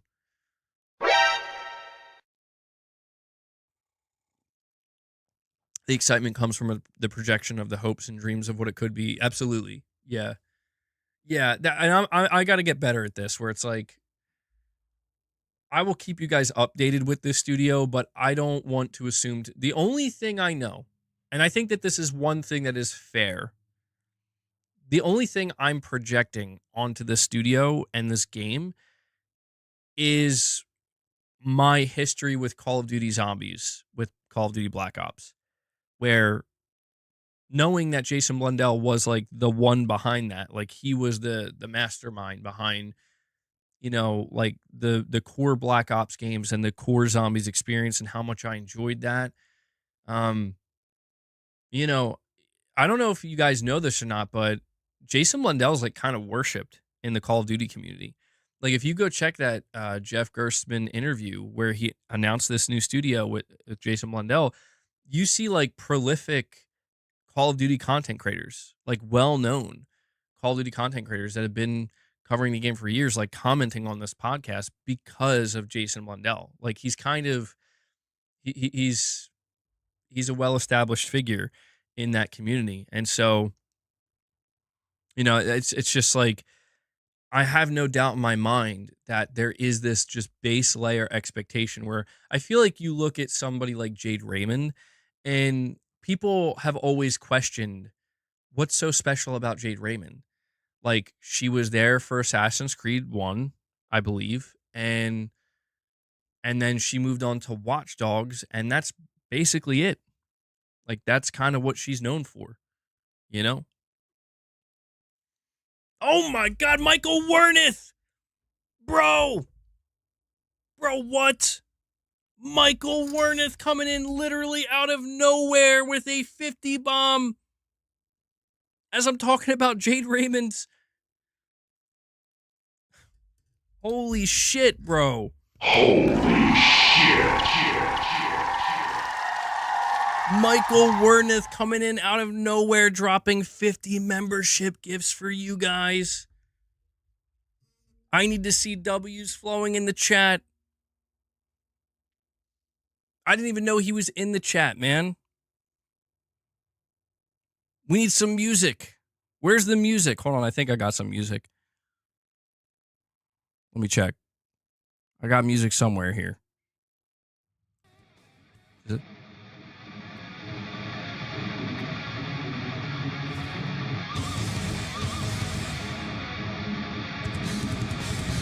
I just got to start playing crazy ass metal music. I forgot what track this was. Michael, bro, thank you so much for that. The counter's still going up.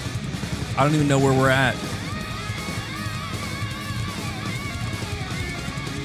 He says, small flex, continue your story. I'll play the music for as long as the member gifts are being doled out. That's awesome, dude. Domingo says reps. Hold on.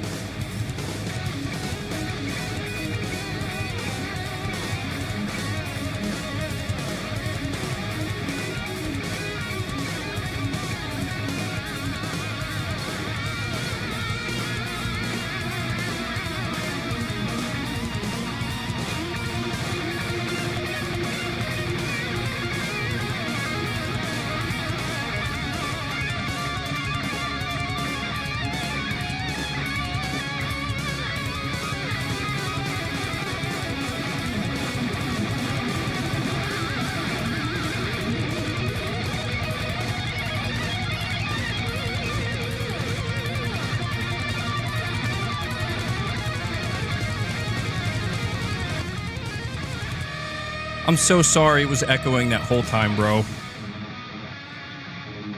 Shit was echoing the whole time. I'm over here torturing you guys.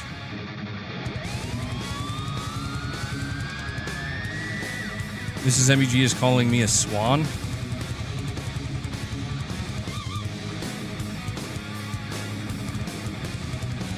You don't want gifted, you want McDonald's and Coke? Feed me or I die?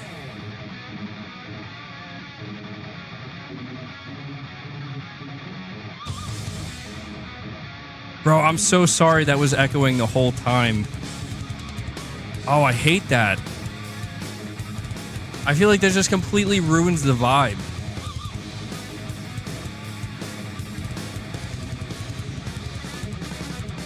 Hold on. Michael, I got something else for you here. Hello, it is me, the new CEO of PlayStation.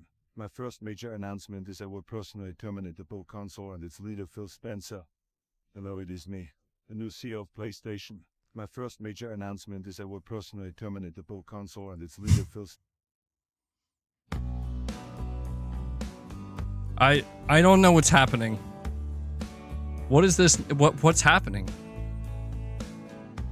What is this song? I literally don't know what this song is.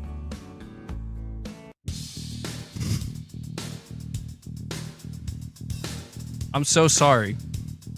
This is just turned disastrous. And Laughing Man 923 comes in and drops another 5-bomb on you guys. Bringing us up to 85 members, by the way. I got to give you guys some reps, and then we'll continue. Feel free to drop another 50 bomb while I'm doing these reps.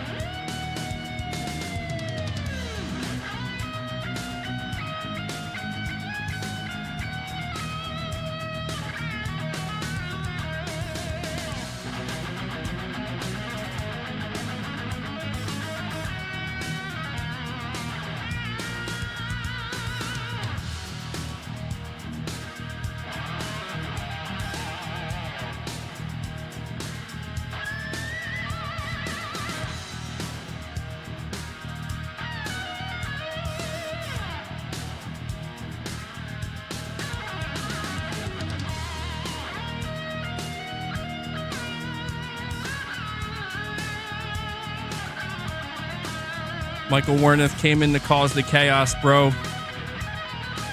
People dropping in be like, I'm ready to hear the news about PlayStation.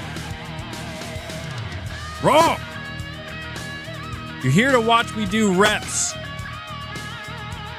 Those are some PS5 Pro enhanced curls. I got them PSSR curls, you know?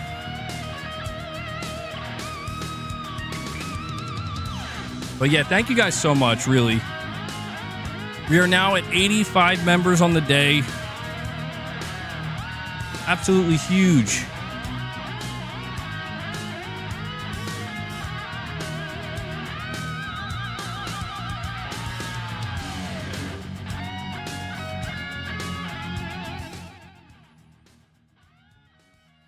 All right, I'll put that down now.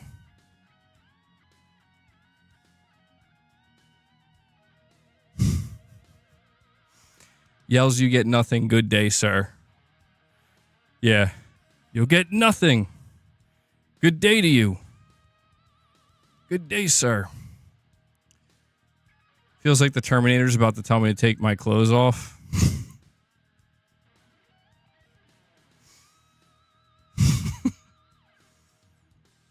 I'm sorry, Hanzo. I wasn't trying to make you feel so uncomfortable. That wasn't necessarily my intent. All right. Well, Michael comes in, causes complete chaos. I'll try to bring this back on track. I got to update the member goal, though, so you guys can see where we're at. Huge numbers today. members wise.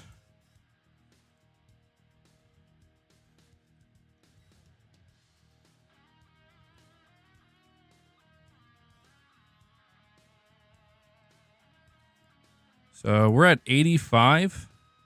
Again, huge thank you to anybody who drops direct support. Obviously, I appreciate all the viewership. I appreciate you guys tuning in, hanging out with me.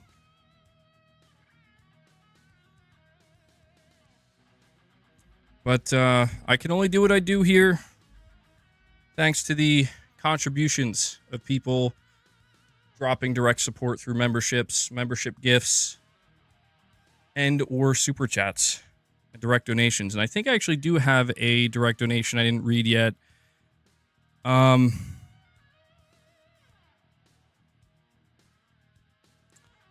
Yeah, I have Moonshot here with 2 direct donations. Thank you, Moonshot. He says, when it comes to Kingdom Come Deliverance 2, he says, yeah, it's not for everyone. The beginning is a slow burn, very deep RPG mechanics, like you're manually brewing potions and forging your weapons. I find you start very much as a level 0 peasant, but the writing is some of the best I've seen in gaming. I've laughed out loud a lot. Crazy how this is from AA.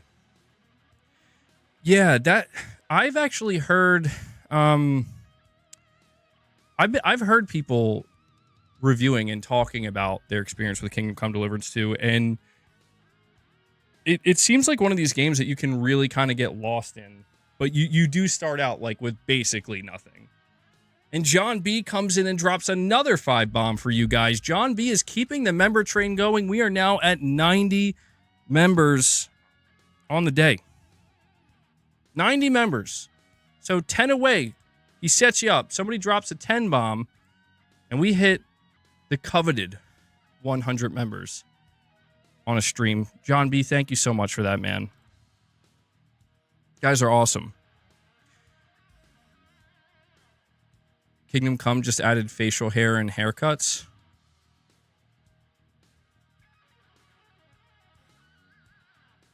I am going to be curious to see, because you mentioned how this is from a AA developer. Like, they're producing a game that, for a lot of people, they're calling it a masterpiece. They're saying it's their game of the year. I'm going to be really curious to see if, like, at the end of this year, this is a game that's actually up there, like nominated for Game of the Year, or how many places we're going to see Kingdom Come Deliverance 2 being nominated for Game of the Year, because it seems like it's going to be quite a few. And we're only in March, dude. We're only in March.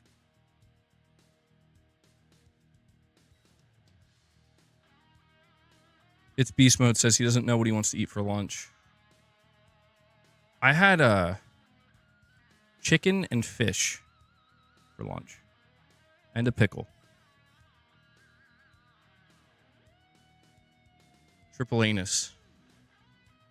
John B, you're saying it's AAA easy? Well, yeah, I get the vibe it's a AAA game, but I think it's, I don't know. I mean, AAA is basically defined by the budget. Do we know what the budget was for the game? Because it's Warhorse Studios, I think, right? I don't even know how big the studio is. They could be a AAA team.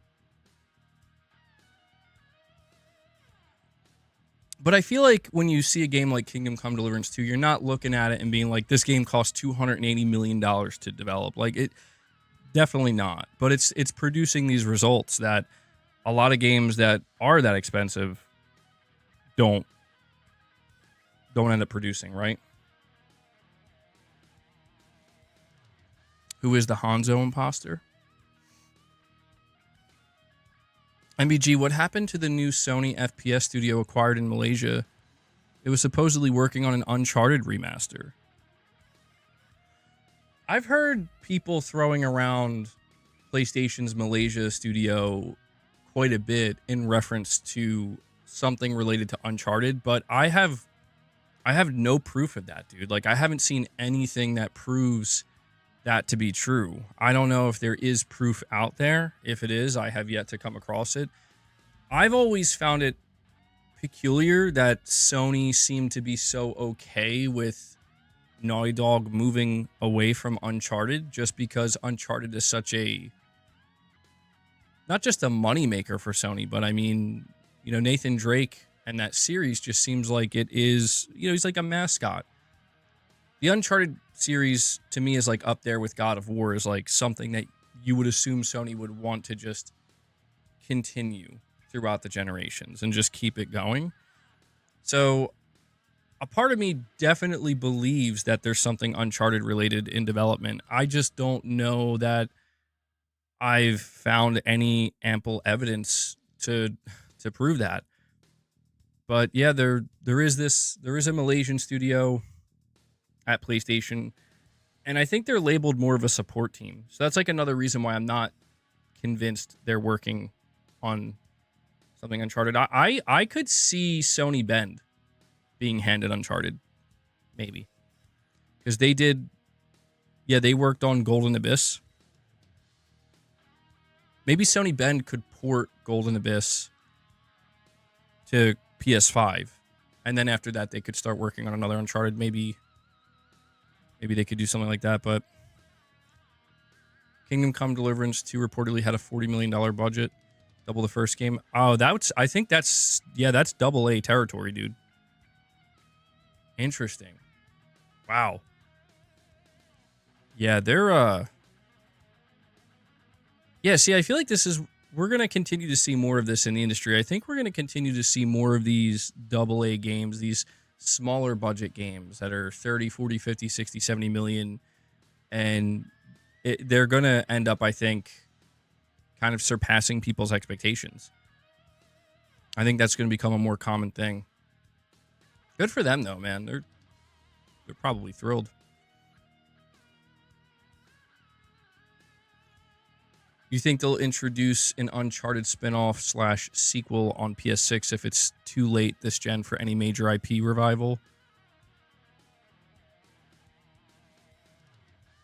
I saw people mention that they teased Cassie Drake in one of the ads that Sony put out. I know which one you're talking about.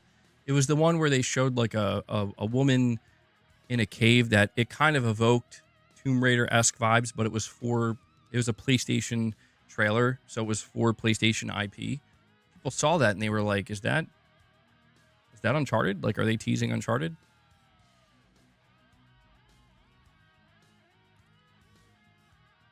Just goes to show you most big studios are wasting lots of money. Yeah.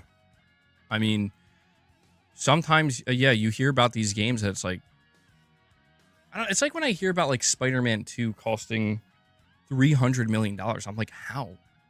Dude? Like, how? Like, don't get me wrong. Like, I know that's going to be an expensive game. If you play Spider-Man 2, it feels like an expensive game, but $300 million expensive? I don't know about that, man. Like, you do have to wonder where some of that money goes. I don't know. I would love to get a complete breakdown of like a game like Spider-Man 2 where here's the breakdown of where everything went. Most of it goes to employees. Actually, you know what? If I had to guess, that 300 million probably has to do with studio headcount. Because sometimes I forget that Insomniac, they're like 400 employees, dude. And those are 400 employees with good salaries. Okay. Well, that would explain it. Although, not all 400 employees are working on Spider-Man 2. Maybe half of that, like 200 of those employees. I mean, you assume that their salary is anywhere between it's probably more than 80, like 100 to 150K. Saying PlayStation was financially mismanaged at the time. Hence why Totoki's in charge now. Yeah. Yeah, absolutely, dude. I would love to know how Hiroki Totoki feels about the not even just Hiroki Totoki, but I would love to know how some people internally at Sony feel about the Bungie acquisition. Like, I really wonder if that's something that they genuinely regret. Like, we really messed up there. And Laughing Man 923 comes in and drops another 5 membership gifts for you guys. He drops another 5-bomb, bringing us up to 95 members on the day. And just like that, Laughing Man sets you up. One more 5-bomb takes us to 100. Thank you guys so much for the support. Truly awesome, awesome community here. Really made my day.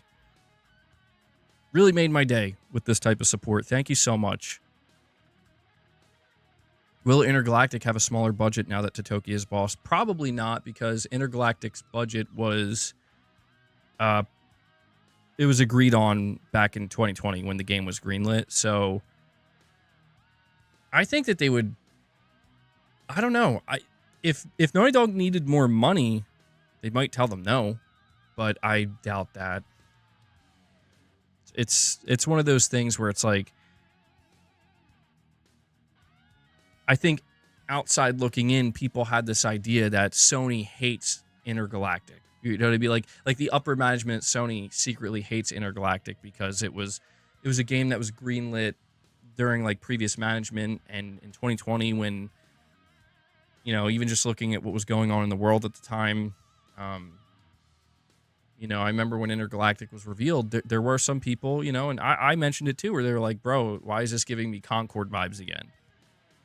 And I get it. Like, you can kind of understand where that's coming from, but I don't think the game's going to, you know, they're not comparable on that level. So I think Sony would likely be okay giving Naughty Dog the money that they feel that they need for Intergalactic, just because Naughty Dog is proven. You know, they're a proven studio in terms of they create hit games. They've sold tens of millions of copies of games, and they're very awarded. So I think it's one of these things where Sony will give them enough rope. On, you know, if Naughty Dog is ultimately going to end up, I got to be careful how I phrase this because YouTube and whatnot, but you know what I mean. They'll give them enough rope to do some damage to themselves if that's what's going to happen. But they would be willing to do that because it's like, well, you know, we've given you plenty of rope in the past and you've done a great job. You know, you've done a good job. So, you know, there's no reason for them not to do that now. But I'm just assuming. The truth is, when it comes to Sony's new management with Hiroki Totoki at the helm, things could be very different. But as of right now, I'm not necessarily getting that vibe. We have to see more. One of the more interesting things I learned about was Saros. I covered this in my video yesterday, and I'm not sure how many of you guys watched this video, and I didn't cover this in my last stream. The current CEO of Housemarque recently did an interview, and he said that Saros would not have been possible if it wasn't for Sony acquiring them. And in that same article, they revealed the budget of the game, I think. And they said it was comparable to, I think, like Remedy's Control, which was like, God, what? Let me see if I can bring it up here. How much was it? And this is what's interesting to me, is like Returnal, I feel like, is one of the most highly praised games. 70 million euros. So that equates to about $76 million US dollars. So if this report is true regarding Saros, the budget is $76 million, not even $100 million. And, you know, I'll be honest, man, like, I feel like take 25 million, you know, give them an extra 25 mil if they need it. I feel like Housemarque is one of those studios where it's like, yeah, bro, if they need more money. Let me see really quick Returnal's budget. What was Returnal's budget? I don't know that we have this information.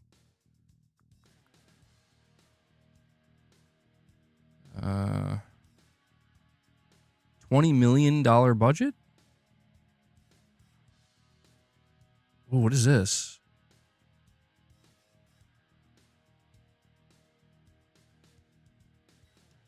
This isn't a forum. I don't know if this information is accurate. Somebody's claiming... I can't seem to track this down, but what I'm reading here is that the budget was like 20 million. Apparently. Returnal is absolutely, under any definition of the word, not a AAA game. It has a $20 million budget. I don't know if there's truth to this or not. That's fascinating to me. That's really... If that's true, dude, that means the budget of Saros is like triple now.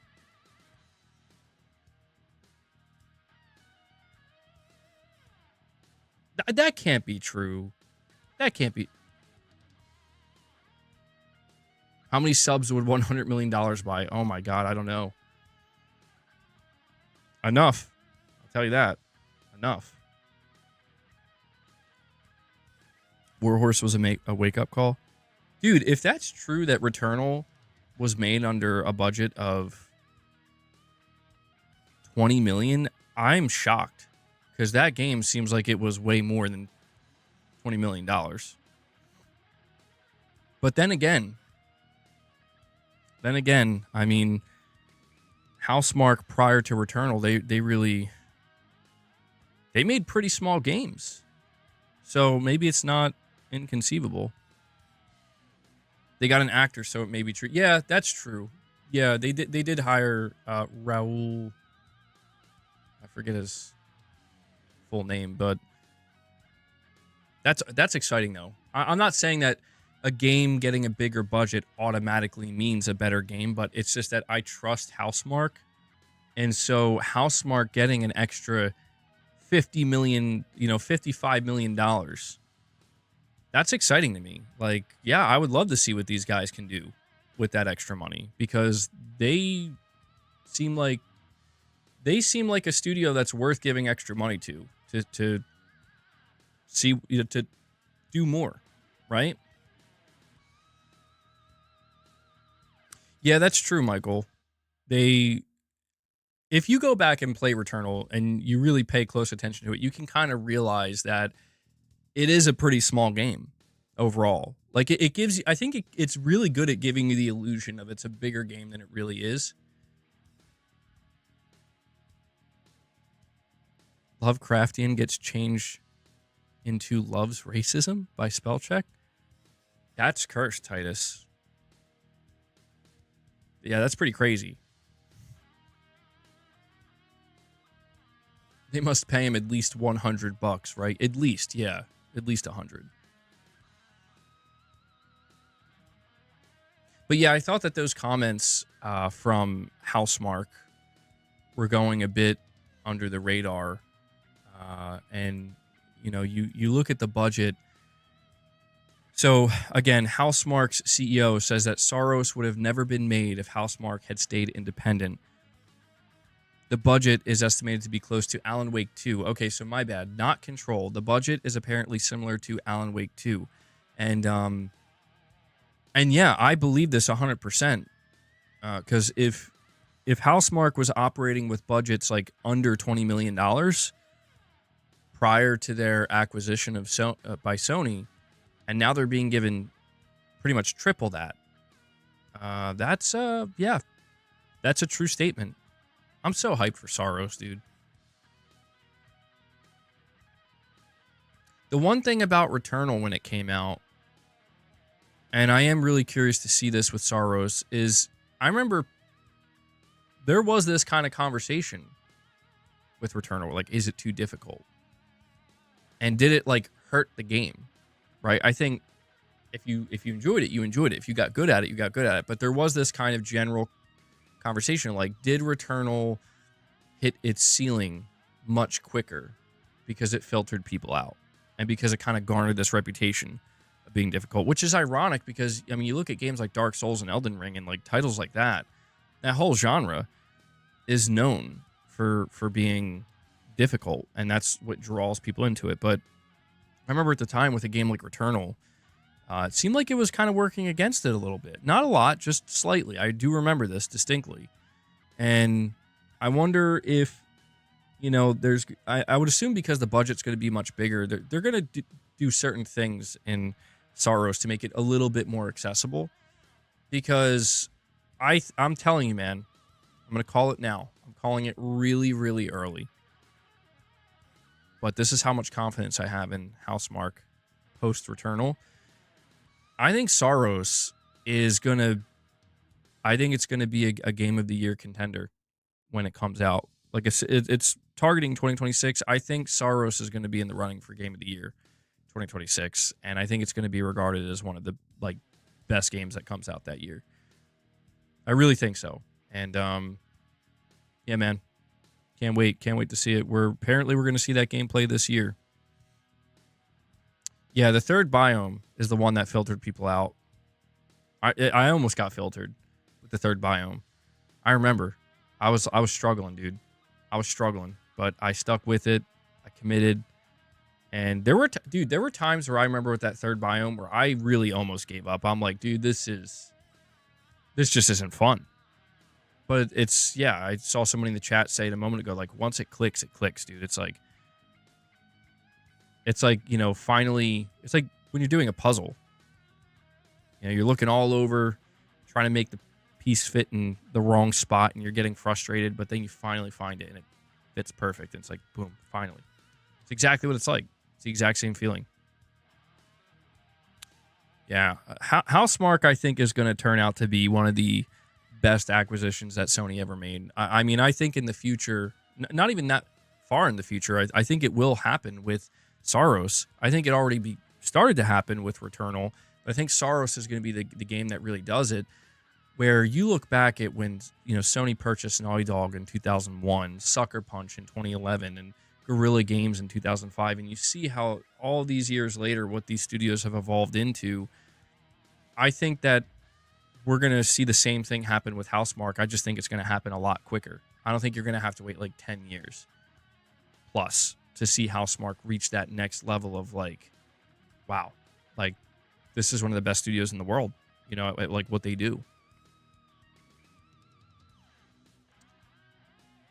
You think they're going to take what they learned from Returnal and build upon it? Money, you're saying they have to make a different game first to be able to say that. Interesting. Yeah, that could be. That could be. If they're like a one-trick pony, no pun intended.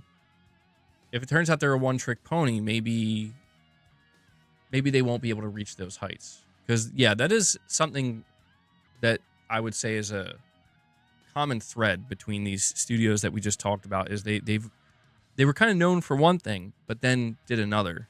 And that other thing that they did so well. It's like, wow. Like, you almost believe that some of these studios can do anything and succeed. Bluepoint would have been up there too if it wasn't for that games as a service BS. Yeah, it's sad that I feel like Bluepoint's not going to be part of the conversation for so long, dude. Like that really, that has to be the worst. Like, I think about all the different things that got canceled. Twisted Metal canceled. Naughty Dog's Last of Us online game canceled. You know, Sony Ben's live service game canceled. So on and so forth. But I think Bluepoint might be the worst one, dude. I really do. Because it's just like, holy shit, man. Like Bluepoint's kind of cooked for a long time. And there's really, like, there's just nothing that they can do right now. Like right now. You see, like, Sony Bend, at least Sony Bend, right after the news of their game being canceled, like, here's Days Gone Remastered. Not that that's, like, the most exciting thing in the world, but it's something. I feel like Bluepoint, we're just, you know, we heard from them at the beginning of the PlayStation generation, the PS5 generation, and I feel like we're not going to hear from them again until the beginning of the PlayStation 6 generation. And that to me is just so sad, because it's like, bro, that's just not cool. They're too talented of a studio. They're too good of a studio to see this happen to.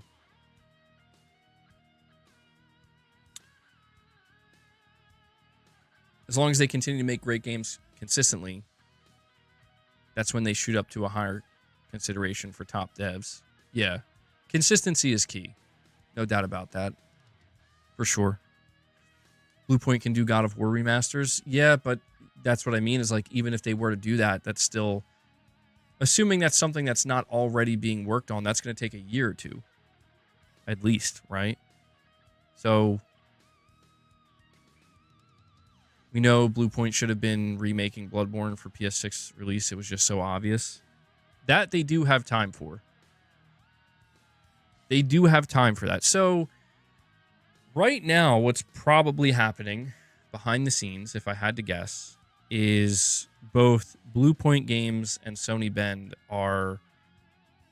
They're in the process of trying to come up with a pitch. You know, they've probably been scrambling for a couple months now. And coming up with a new game pitch can take some time. It's not just something that you just come up with overnight. They have to brainstorm and come together and figure out what type of game they want to make. Keep in mind, this is the autonomy that Sony gives their studios. I think if a studio is clueless and doesn't know what to do, Sony will give them something to do. But generally speaking, from my understanding, Sony likes to give autonomy to their studios and likes them to decide what it is they want to do. And so I do imagine that Bluepoint Games and Sony Bend have been in the process of figuring out what their next pitch is going to be. And if I were Bluepoint, man, assuming that they didn't already pitch this in the past and Sony rejected it for some reason, if I was Bluepoint, I would try to pitch a Bloodborne remake to Sony for the PS6. And if I were Sony, I would absolutely greenlight it and give them whatever money and resource they need to make that happen. And then take it from there, you know? Take it from there. If I were Sony Bend, I already talked about this, but if I were Sony Bend, I would be pitching Days Gone 2. If not Days Gone 2... Okay, if not Days Gone 2, if I were Sony Bend, I would pitch a new IP that's like based in the stealth action genre. Kind of like a spiritual successor to Siphon Filter in a way. Think like a blend of like Metal Gear, Siphon Filter, Splinter Cell, something like that. Single player. I would pitch something like that. If not Days Gone 2. But you think that's in the pipeline already? I hope so. I hope so, man. Michael Wernick comes in. He does it himself. Michael Wernick dropped a 50 bomb. Now he's dropping a 55 bomb to get us to 100 members on the day. I got to give you guys another one of these. Holy shit. I mean, damn.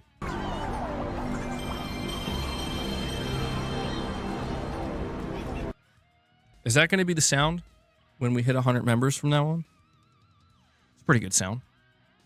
Michael, thank you so much for that, man. Let me, well, boss gets double treats today. It's a rare event. Can't give him too much. We have a super chat from Kazuya. Oh, you first, Luna? Okay.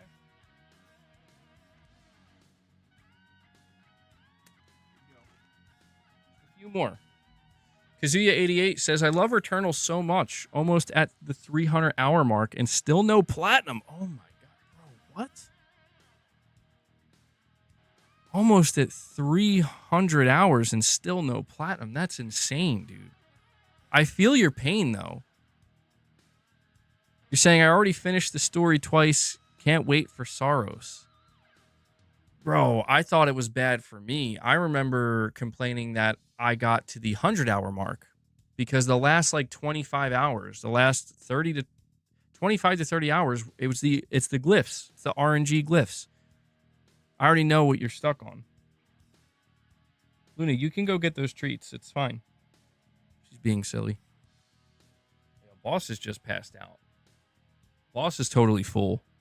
He doesn't need any more treats. He's good.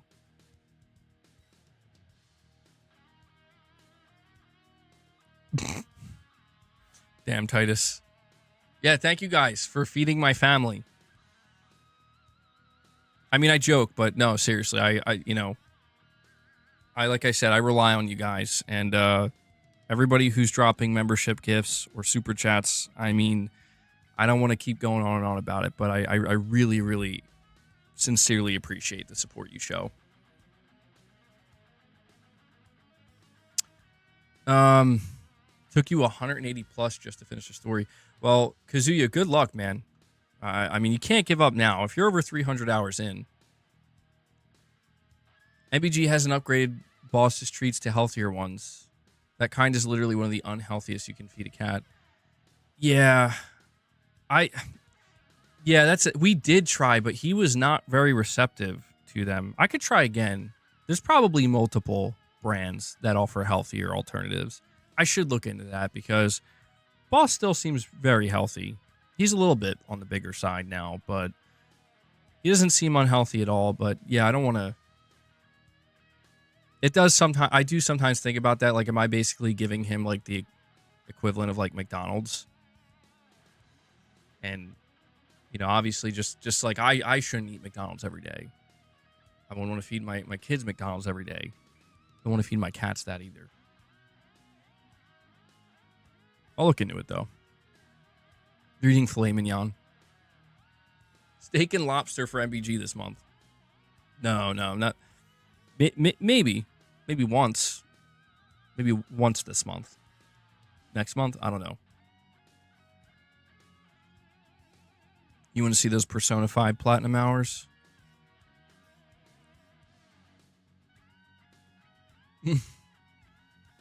That's a good point. You're saying if someone fed themselves fast food every day, it might take a bit to transition to salad. That's true. That's true.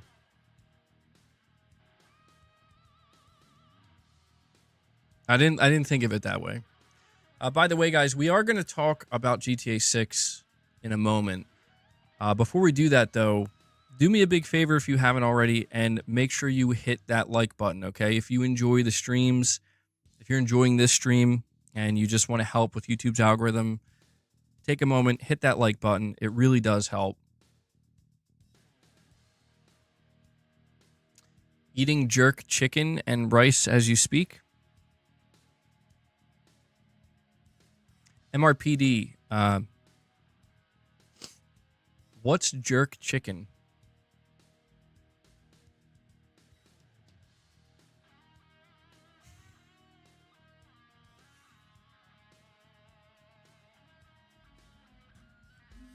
I mean, John B, it's true, like, a cat's lifespan is not the longest, but I want my cats to be around for as long as they can. I think Boss has already lost like 6 of his 9 lives.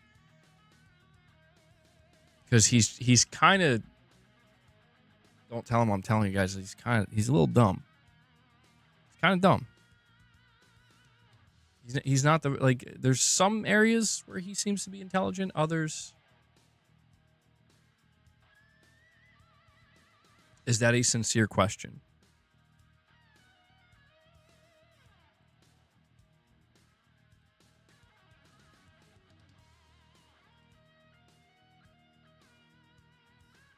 Yeah, that was a sincere question for me.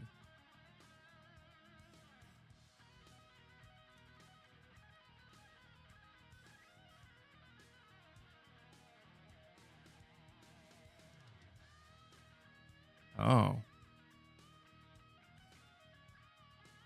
It's Jamaican.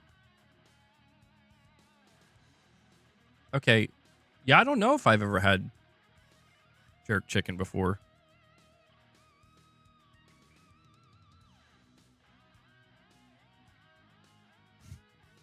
It's a Jamaican dish. Yeah, no, I'm looking at it. I may have had it without knowing. But it doesn't... Yeah, I've never heard...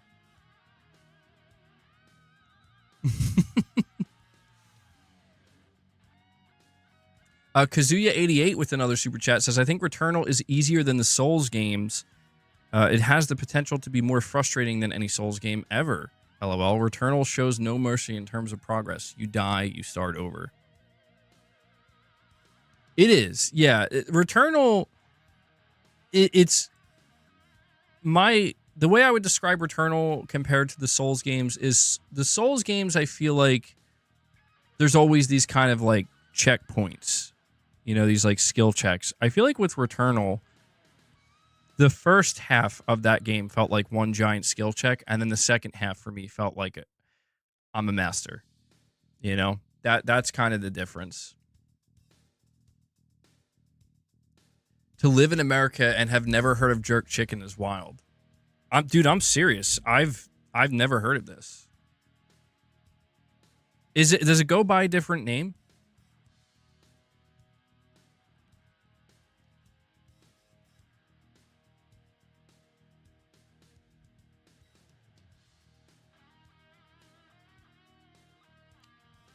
It has developed a global following, most notably in American, Canadian, and Western European cosmopolitan urban centers.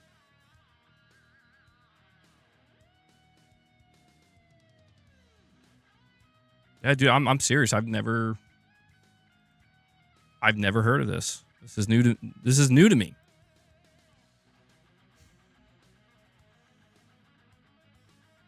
Jerk chicken is beautiful. B. Med says my cat's gonna live forever. I'll fight anyone who says otherwise. I don't think MBG does ethnic food. I mean, I do some, but like not that much. Although I don't know, the way you guys are talking about it, this is apparently like a common thing. That's why I'm surprised. That's why I'm a little bit surprised I never heard of it. It's spicy. I wouldn't be surprised if I had it in my lifetime and just didn't know it.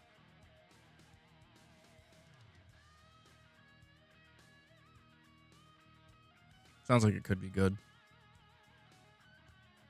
Well, I guess I know what I'll be trying at some point. I'm looking at pictures of it. It does look good.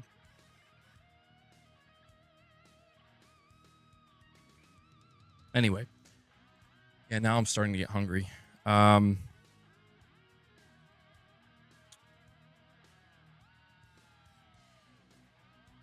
Ethiopian food? I can say I've never had Ethiopian food. I got to get out more. I probably should. Yeah, I don't know, man. It's like sometimes I feel like I'm an NPC character in Death Stranding. You know? Like you play Death Stranding and you play Sam and you're like out there in the world experiencing all this stuff. But you never really think about the people that are inside and they just don't leave. They don't go out into the world. I feel like I'm like one of those people. Anyway. Speaking of exploring the world, GTA 6. We have some, I would say, relatively interesting news about GTA 6. Nothing major, but something that I find kind of interesting just because of where it's coming from. Do I meal prep? No, I don't. See, I don't get into it that deeply. You're saying, like, what's my favorite food for cutting season? I don't even do seasons like that, dude.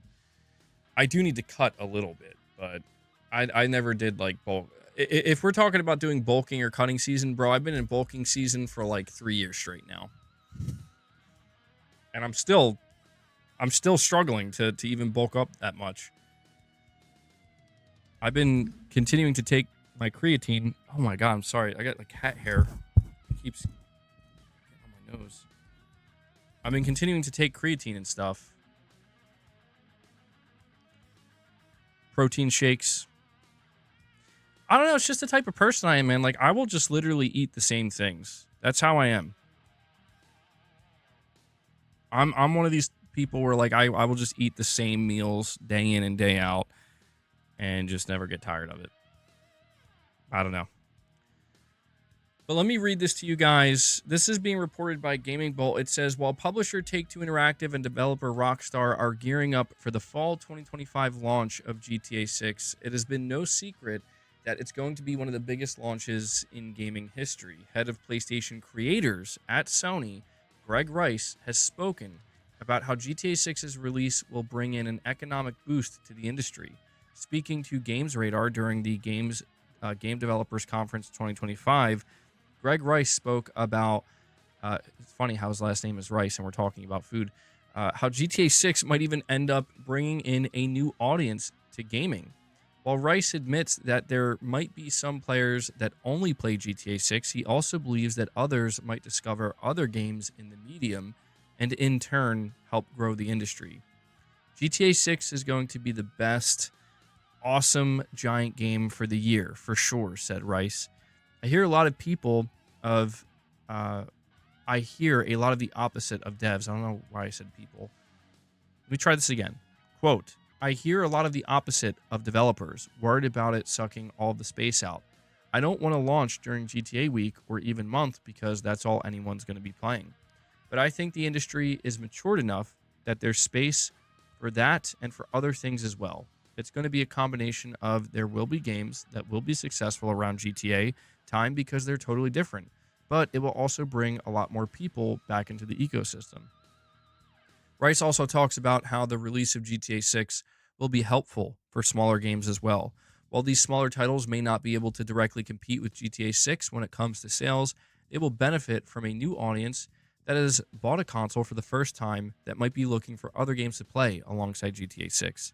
I'm sure there's a lot of gamers that GTA 6, for them, it'll be the only thing they play, Rice continued, saying that it'll be the opportunity to get in on the new console generation and see what else is out there. So it's definitely going to be a big economic boost for the games industry and will be a multi-billion-dollar title, but I don't think that it's at competition with indie games.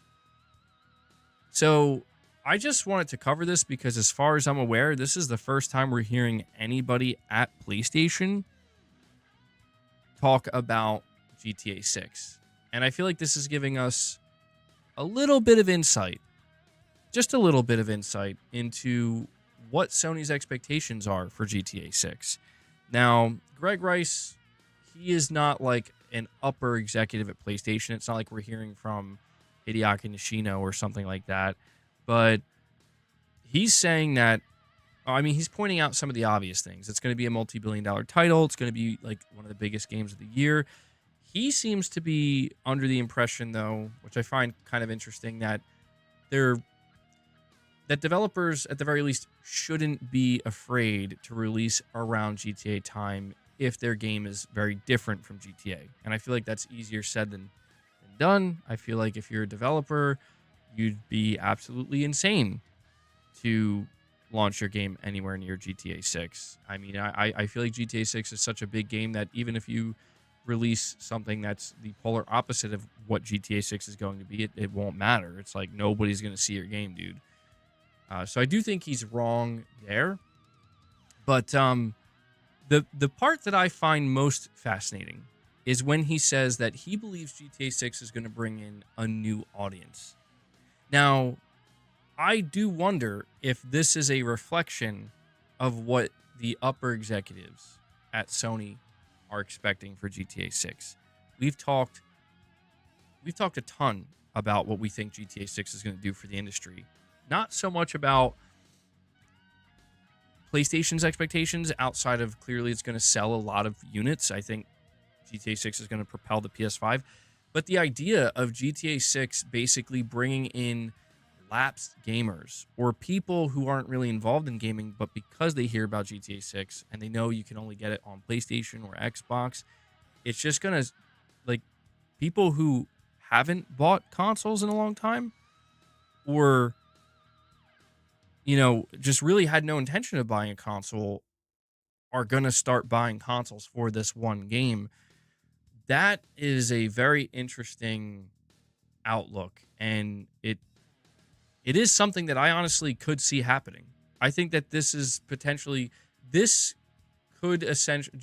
could essentially show real meaningful growth in the console space. And I mean like genuine growth, not like something artificial, like something that's really like we are getting new people into the console ecosystem because of this one game.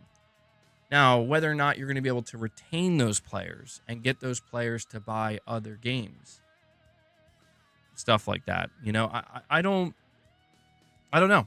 Sony doesn't know that either. Money, you can see it happening. I mean, I don't know, dude. It's weird because like Rockstar and Take-Two Interactive are still being completely silent about GTA 6, and we're just still kind of waiting, right? We're still kind of waiting, and well, that's weird. Why did that pop out again?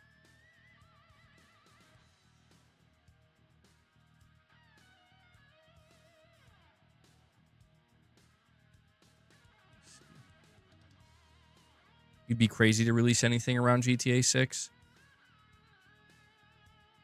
That's why I'm just...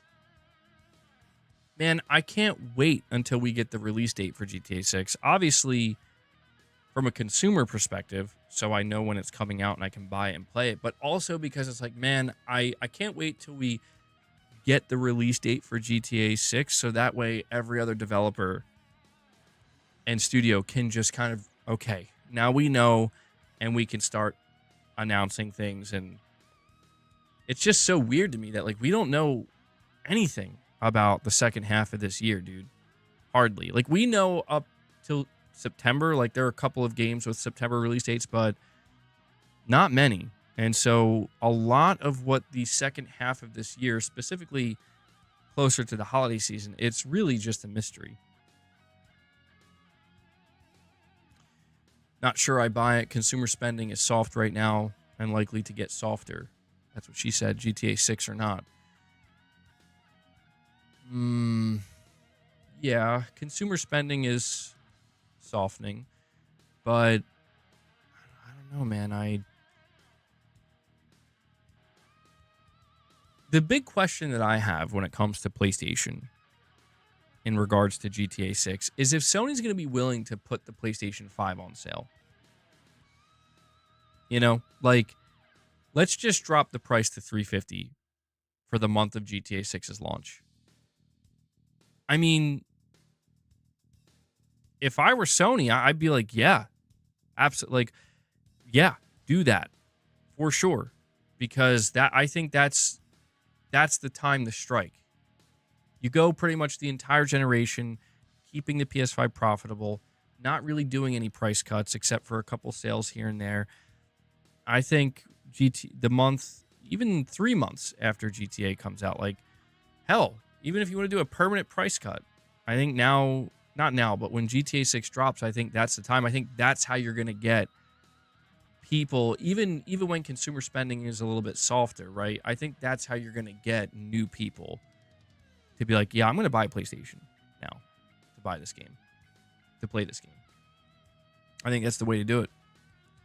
But then again, Sony might look at it the opposite, where it's like, listen, you really only have 3 options to play GTA 6. The PS5, well, 4. PS5, PS5 Pro, Series X, and Series S. They might just look at it as, no, we'll just keep the PS5 at the price and see how many we can put out there at this price. So you guys are still talking about food. See somebody talking about a calzone, Kentucky Fried Chicken. What do I think the chances are that GTA 6 releases with issues like Cyberpunk? Minimal. Very, very low. It's no offense to CD Projekt Red, but Rockstar's not CD Projekt Red. Or, I guess what I mean to say is, CD Projekt Red is not Rockstar. You're not going to see GTA 6 launch in some kind of buggy, unpolished state. They're not going to happen. Now, granted, they have kind of the benefit of, like, GTA Online has raked in so much money for them that they can afford to take as much time as they need to make sure of that. So, there's just zero chance, in my opinion anyway, that a game like GTA 6 comes out. And it could have a couple bugs. But I think GTA 6 is going to be one of the most polished games we've ever seen.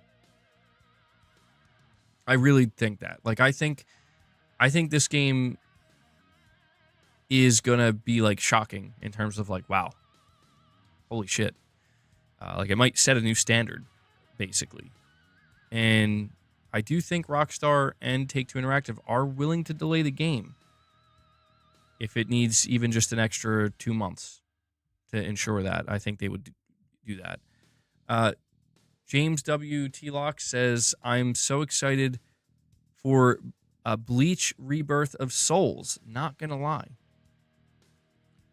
I don't even know what this is, James. I'm gonna be honest with you. I'm glad you're excited, though. I'm happy that you're happy, bro. I appreciate the energy. But I don't even know what that is.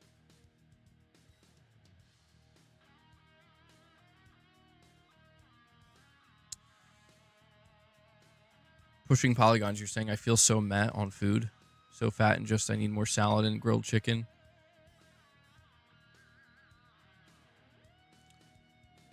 Yeah, I've been trying to clean up my diet a little bit too.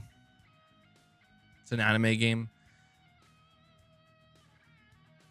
Oh, okay. Okay, Bleach. Okay. I think I've heard of that. Never saw it though. Yeah, I'm just not into anime. Never have been. It comes out tomorrow. Well, damn, dude. Now I see why you're so excited. Yeah, it's interesting when you talk about like anime games. I feel like there's anime games dropping all the time, and I don't even know what they are. It's like, oh yeah, there's that new anime game that I can't even pronounce. You know what I've been seeing recently? I've been seeing a lot of people getting fed up with the way Sony is handling. No, Dragon Knight, don't unsub. I don't have a problem with anime, to be clear. I'm just not into it. I've been seeing a lot of people getting really fed up with the slop in the PlayStation Store. I've heard of. No, I know stuff like that, Eli. I'm just saying there's a lot of anime stuff that I have never heard of that I'm not familiar with. Maybe I've heard like the name of it in passing. Kentucky Fried Pizza.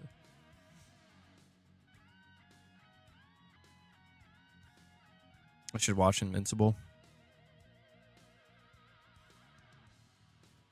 I saw that apparently some of these like slop garbage PlayStation Store titles were actually being promoted by Sony, like through ads.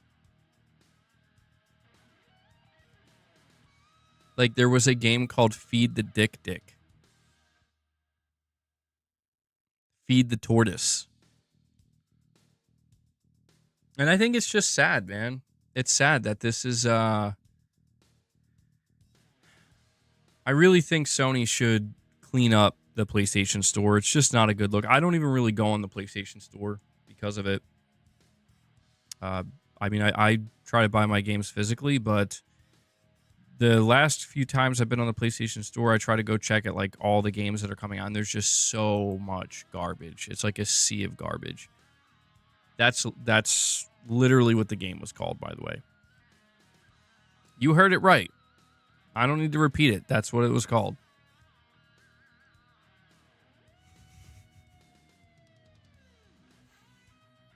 This is the stuff that Sony's allowing on their storefront. AI garbage, AI slop. I saw something. Check this out, bro. Hold on. It gets worse. It gets worse, though. Let me bring it up.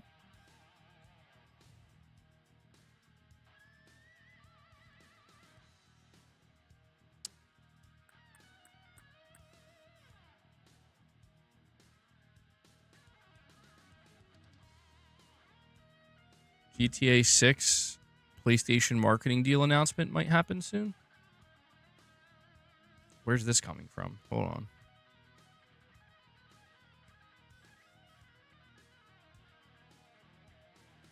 This is coming. Nah, PlayStation is planning a significant marketing deal announcement this summer, with GTA 6 being a strong possibility. But the sources are dubious, bro. Like, I don't know who these people are. Hold on a second. I almost just tripped over my dumbbell.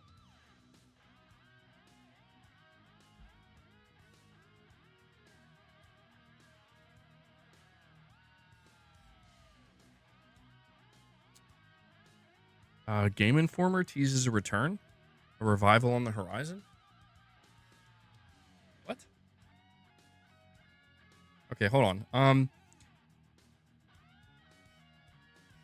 Where is it?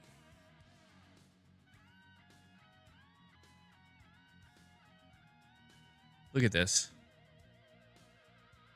There's a game that you can wishlist on the PlayStation Store right now.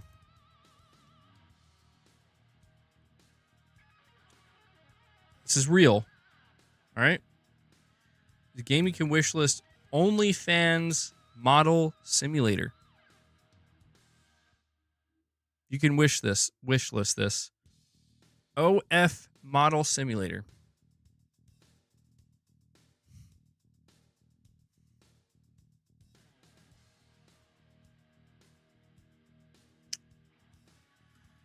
All right. Okay. This is where we are.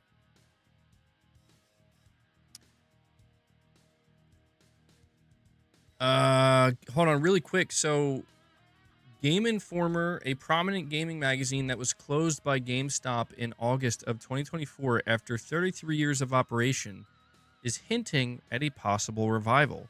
An announcement is scheduled for March 25th, 2025, which has sparked excitement and anticipation among fans and gaming enthusiasts. The magazine, known for its focus on video game journalism, left a significant impact on the gaming community, and its potential return is met with both hope for its legacy to continue and skepticism about the nature of its comeback. Well, that's interesting. How do you guys feel about this? A Game Informer comeback? I mean, there's no way they can come back and print magazines, right? Like that, there's no way that's what they're teasing. I imagine that if Game Informer does come back, it's gonna come back, you know, the name and maybe some of the people that were previously there and involved, but I don't think they're gonna be printing magazines anymore.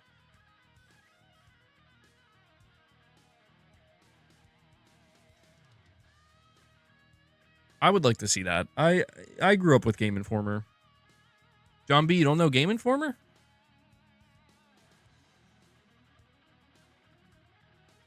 Or when you ask who, are you? Do you mean like some of the people that used to be involved? That's probably what you mean. Oh, I don't know. The only person I know of that came from Game Informer that like I'm familiar with is Ben Hansen, who runs MinMax now. That's about it though.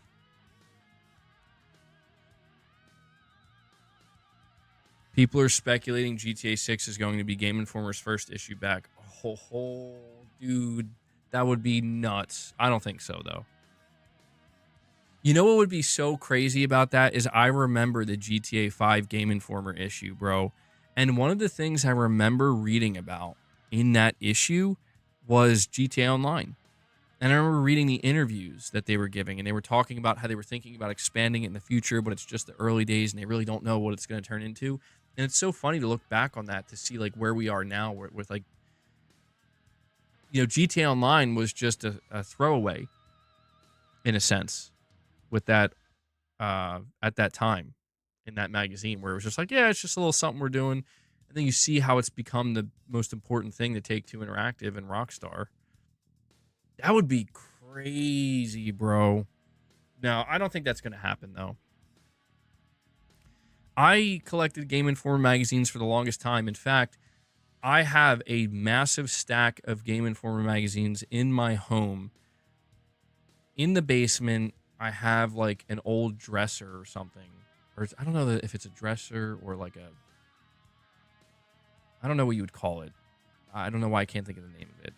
But you store shit in it. And I have a whole section of that where it's just piles of Game Informer magazines. In fact, I probably have the GTA 5 magazine down there that I'm referencing. I used to get Game Informers every month for years, and I just stacked them up, man. And then eventually I just stopped getting them, and I stopped really caring about it. But yeah, if they come back, I'm assuming it'll be digital only. I can't imagine that they can print. That'd be pretty cool if they were able to pull that off. They're like, yeah, we're still gonna make the magazine. That'd be kind of crazy. The MGS demo with the magazine was incredible.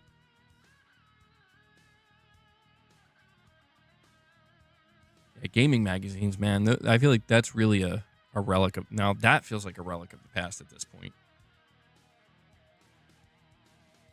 I see on X it says Assassin's Creed Shadows, the PS5 Pro upgrade debate.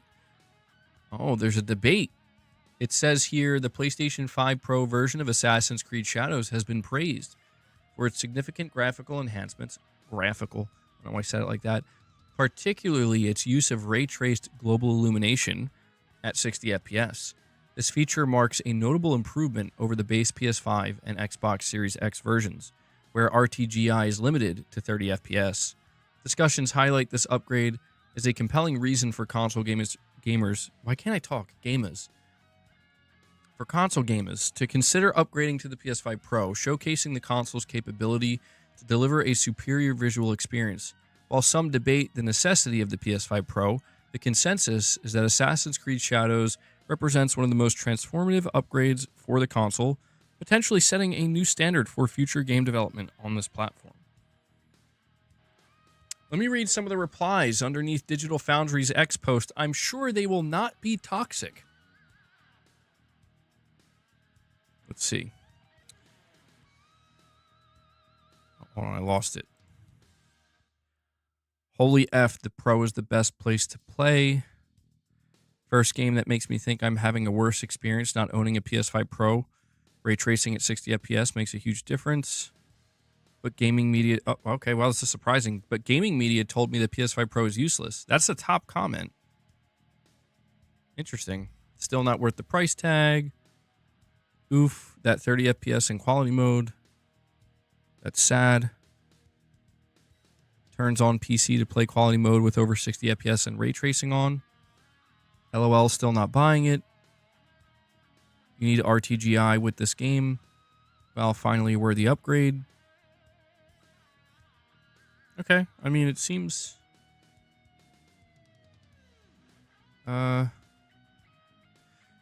Somebody is promoting this. Bro, I just got this ad. I'm not even kidding. The ad is Little Big Planet 4, some random person saying we want Little Big Planet 4 at PlayStation, and it's being paid to be advertised, and it's got 7.5 million views. This is perplexing. So some random person decided that they wanted to advertise. They wanted to pay basically to let this go viral in the hopes that Sony would see it and then decide, you know what? We're gonna make Little Big Planet 4.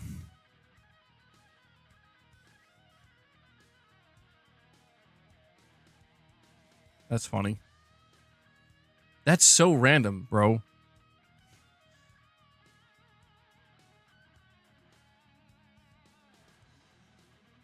Kingdom Come Deliverance 2, Monster Hunter Wilds, Split Fiction, Assassin's Creed Shadows, all Pro enhanced. Yeah, I mean, dude, it's like I said, the Pro it's starting to look good, man, in 2025, and I'm just glad because there was this kind of concern, and I think anybody who denies this is being a bit disingenuous. There was this genuine concern, I think, when the PS5 Pro was announced and around its release that this thing's just not gonna. It's really not gonna do much. It's not gonna be much of an upgrade, you know.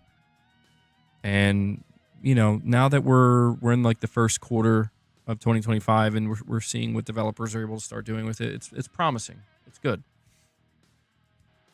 I'm gonna have to. I'm gonna try talking to you guys without this thing on. And I need you to let me know if you hear a lot of pop. Okay, this is a pop filter. So every time you hear P, is it like popping? I'll put it back on if it is, but man, this thing attracts cat hair, and it keeps going up my friggin' nose. So annoying. You're playing Death Stranding 1 in quality at lock 60 FPS on the PS5 Pro. Shout out to when MTV was just music.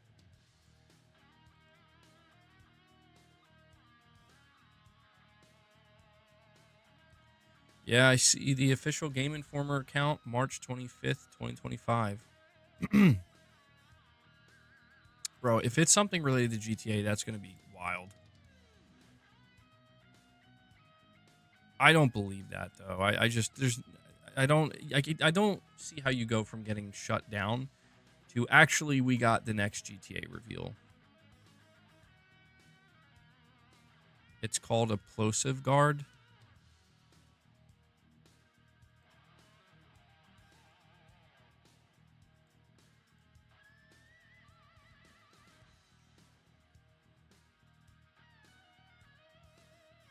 Is that really what it's called?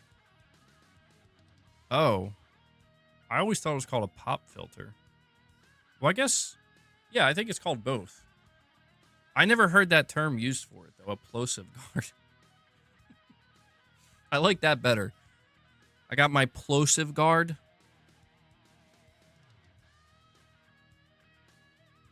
See if you can hear the difference, though. Pop filter. Plosive. Now it's on. Plosive. Pop. Plosive.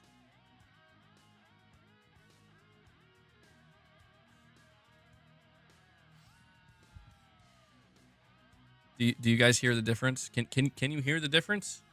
Is there any difference? I'm kind of curious. Anti-pop guard. You telling me it sounds fine? Bro, if I've been using this thing this whole time for no reason, I'm going to be kind of annoyed. Noticeable difference. Okay. So there is a noticeable difference. All right. Well, that makes me feel better then. It would be nice to not have to use it, but I see some people saying there's no difference. I wonder if maybe it's dependent upon how bass heavy it is for you. Because I feel like the more bass heavy your audio system is, it probably is much more noticeable. If it's just high treble, either way, a better quality mic would help. Yeah, I feel like I'm the only YouTuber. I feel like I'm the only person on YouTube who doesn't have the what's that microphone called? It's the mic that everybody has now. Everybody. The Shure? I think that's what's called, the Shure. It's an expensive microphone, dude. It's like $500 or something. And I've done extensive research into the sound quality difference between the microphone that I'm using now, the software that I'm using, and the Shure. And there is a difference, but it's really pretty minimal, believe it or not. And I don't know, I've just been kind of like, well, that microphone's such an expensive investment. It would be a good investment, to be clear. Like, at some point, I'm going to get that mic. But I guess I'm like, well, this microphone was pretty expensive, too. I kind of just feel like I want to... It still works perfectly fine. Like, that's the thing about it. This microphone has had, now that I've said that, it's probably going to explode later today. But I've never had any issues with this microphone. I've been using it for years. And I'm like, well, why not just keep it going? But yeah, I don't know. Maybe the next time I have a bit of extra money lying around, you know, because I got extra money lying around. I wish. Maybe I can make that investment. I'm trying to clear this thing off. That's what I'm doing.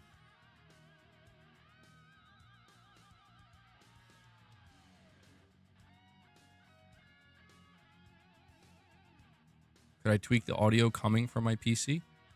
What do you mean? What do you need me to do? What's the problem?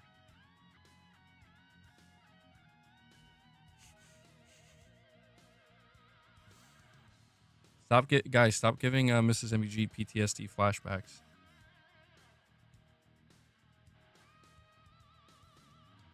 The same thing happened with your camera. You said it's fine and then it broke.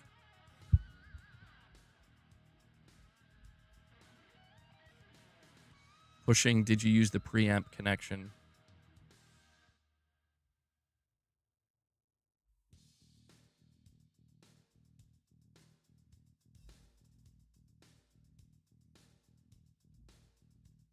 Your mic is fine. Wait till Black Friday or next tax season to upgrade.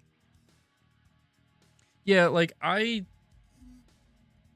would love to upgrade my microphone because the prospect of it, I'm like, dude, my voice coming through is the most important thing.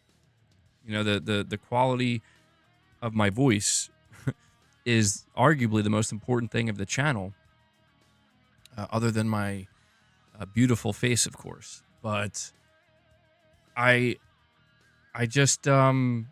just afraid that, like, you know, the mic is so expensive. I mean, it's like a $500 mic, and I think you got to get like a preamp and stuff, and it's going to be a whole new setup, which is fine. And I'm just afraid I'm going to do that, and the difference is going to be like not that much. You know what I mean? Like it's going to be like, yeah, it's like 10% better. Yeah, the SM7B. Let me see. How much is it now? Did it go down in price, or is it still the Shure SM7B? That's the $400. $400. See, I feel like that's about double the price of how much this one cost.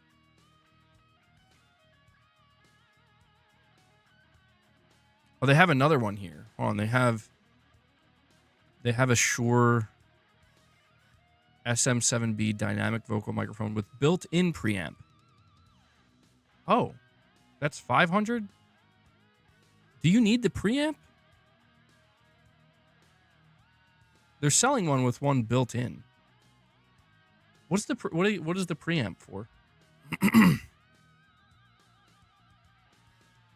Excuse me.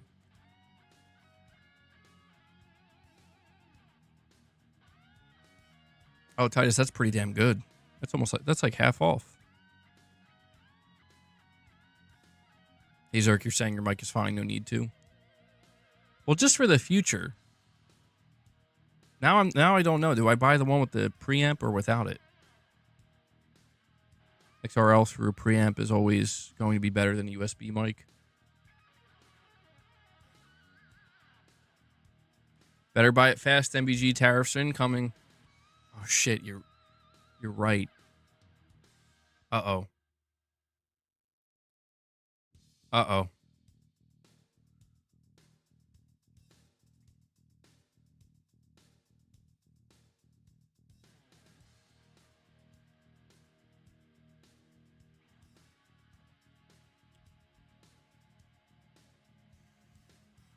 Probably overkill for streaming.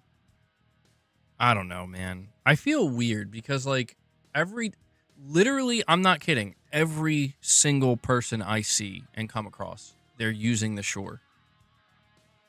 Like, I'm at a point where it's like, I almost don't want to get it just because everybody else has it. I'm sure you guys have seen this too. And notice this.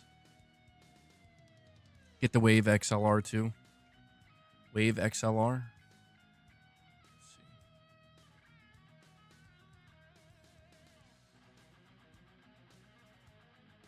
The Wave X, the Elgato Wave XLR. What does this do? Preamp. Oh. Well, wait, hold on. So that's what I'm saying. Like,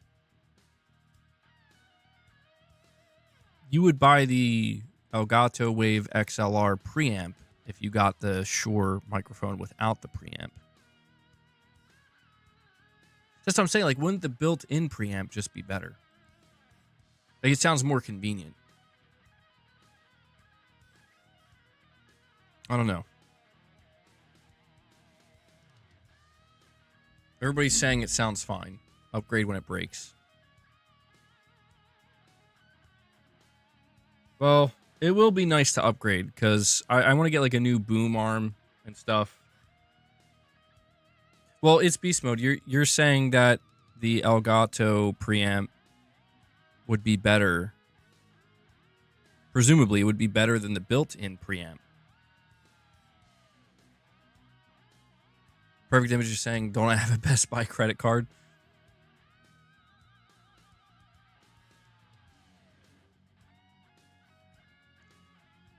I learn on the fly, bro. I a lot of times when it comes to stuff regarding streaming, I learn as I go. Like, I'm somewhat familiar with audio stuff, but basically I just learned whatever I needed to get this thing working, ideally. And then from that point forward, I'm just like, okay, well, this works. Buy a kid's toy microphone. You know the new thing I've seen people using, not often, but I think it's newer, is there's like a necklace you wear with like a roadie. It looks like a square, but it's like a microphone. You just wear it. It looks like a chain. It looks like a piece of jewelry, but it's a microphone, and the sound quality seems to be pretty good. That sounds like it would be pretty cool. I'm not gonna lie, but yeah, when I can afford it, I think I'll get the. Shure, because it would be nice. It would just be nice in the same way that I upgraded my camera this year, so I could stream at 4K. It would be nice to eventually have the best possible audio quality I can. I mean, you guys donate a lot to the channel, and I always try to, where I can, invest back into it. So I'm thinking that'll probably be the next one at some point. Maybe sometime this year. Maybe 2025 will be the year. Anyway, I didn't mean to kind of go on that tangent about microphones for the last 10 minutes. Did I upgrade my camera? I did, yeah. So I don't know if you noticed, but the streams are now in 4K. Whereas previously they were... The only trade-off is, like, they're not 60 FPS, but, I mean, I'm only moving a little bit. You know what I mean? So you get a much higher resolution.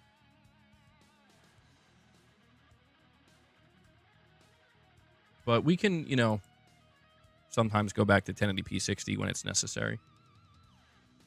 The Elgato boom arm is great too. It's beast mode. Do you work for Elgato? Good enough. Oh, you're saying you have it. The quality is amazing.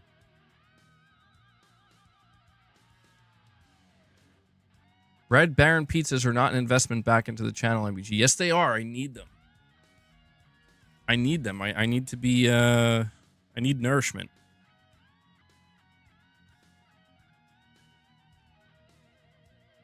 Can I stream my events at 4K? Yeah. Yeah, I didn't even think about that, but yeah. Going forward, I'll be able to stream the events in 4K. which will be really nice, actually. I don't know why I didn't think about that. Any gameplay streams I do, well, the gameplay streams, I think that's another investment at some point I'll have to make is I need to get a capture card that can capture 4K. Right now, my capture card is capped at 1080p 60, which it's been good enough. You know, people don't seem to mind that.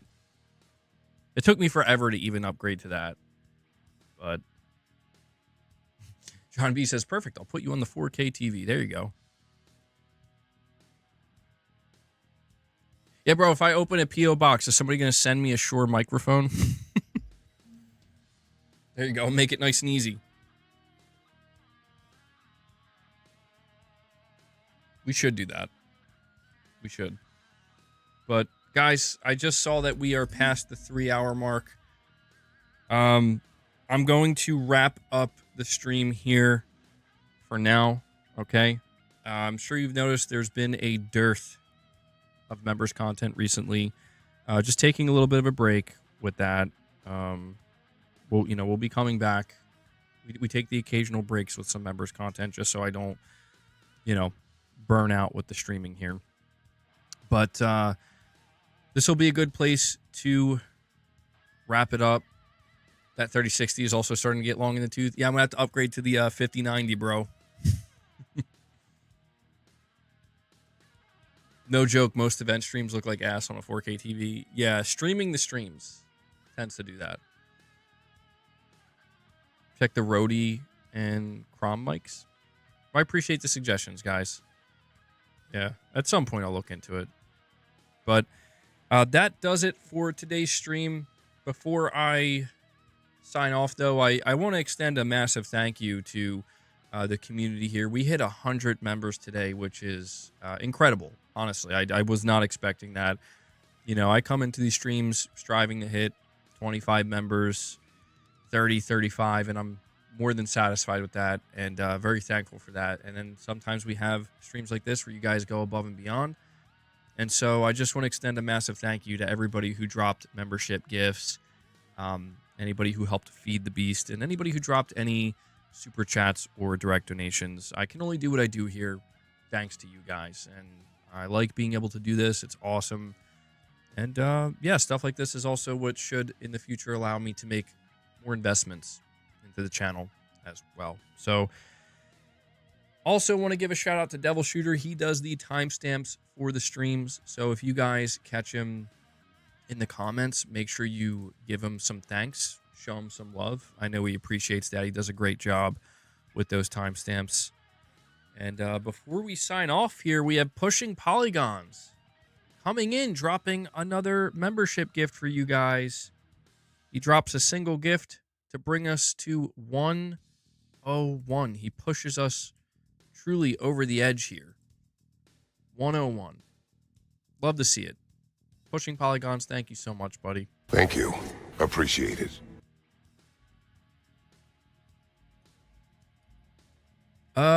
Yeah, I think that does it. Oh,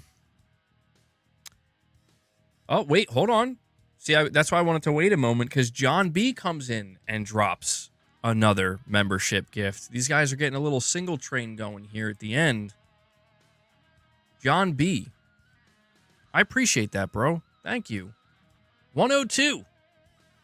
102, pushing it over the edge once again. Shem says it's not over yet, Snake. Oh my god, that... Yeah, I could hear it in my head. Hanzo, you're saying I'm back. What did I miss? I was just doing my outro. They said you're not going anywhere. Yeah, every single membership gift gets you another 2 minutes. Yo, could you imagine if somebody tried to operate the streams that way? I should experiment one day. It'll be a breakthrough. One membership gets you 5 minutes. 5 memberships gets you 15 minutes. 10 memberships gets you 25 minutes. 50 memberships gets you an hour. We got to go until we hit 200 memberships now. No, it's all good, man. We could try to get those 98 memberships in upcoming streams. But that's funny, man.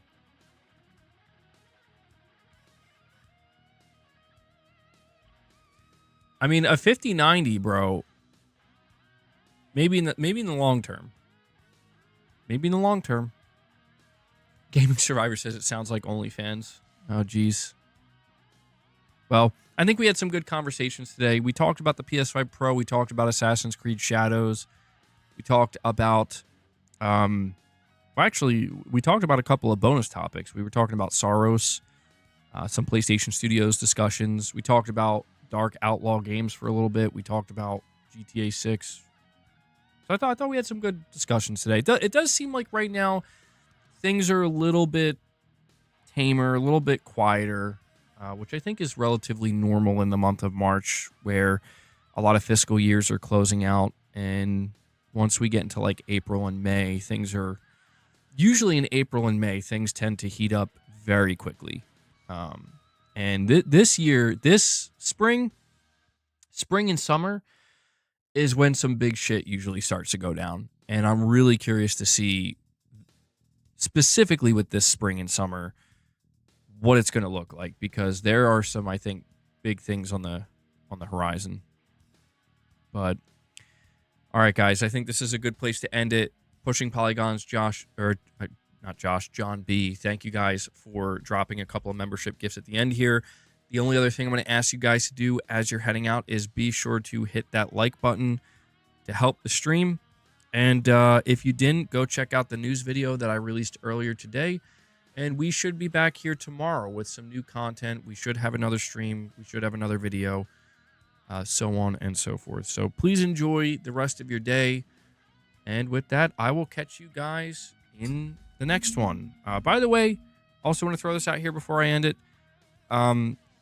I'll probably have my other camera angle back. Like we'll be, you'll see.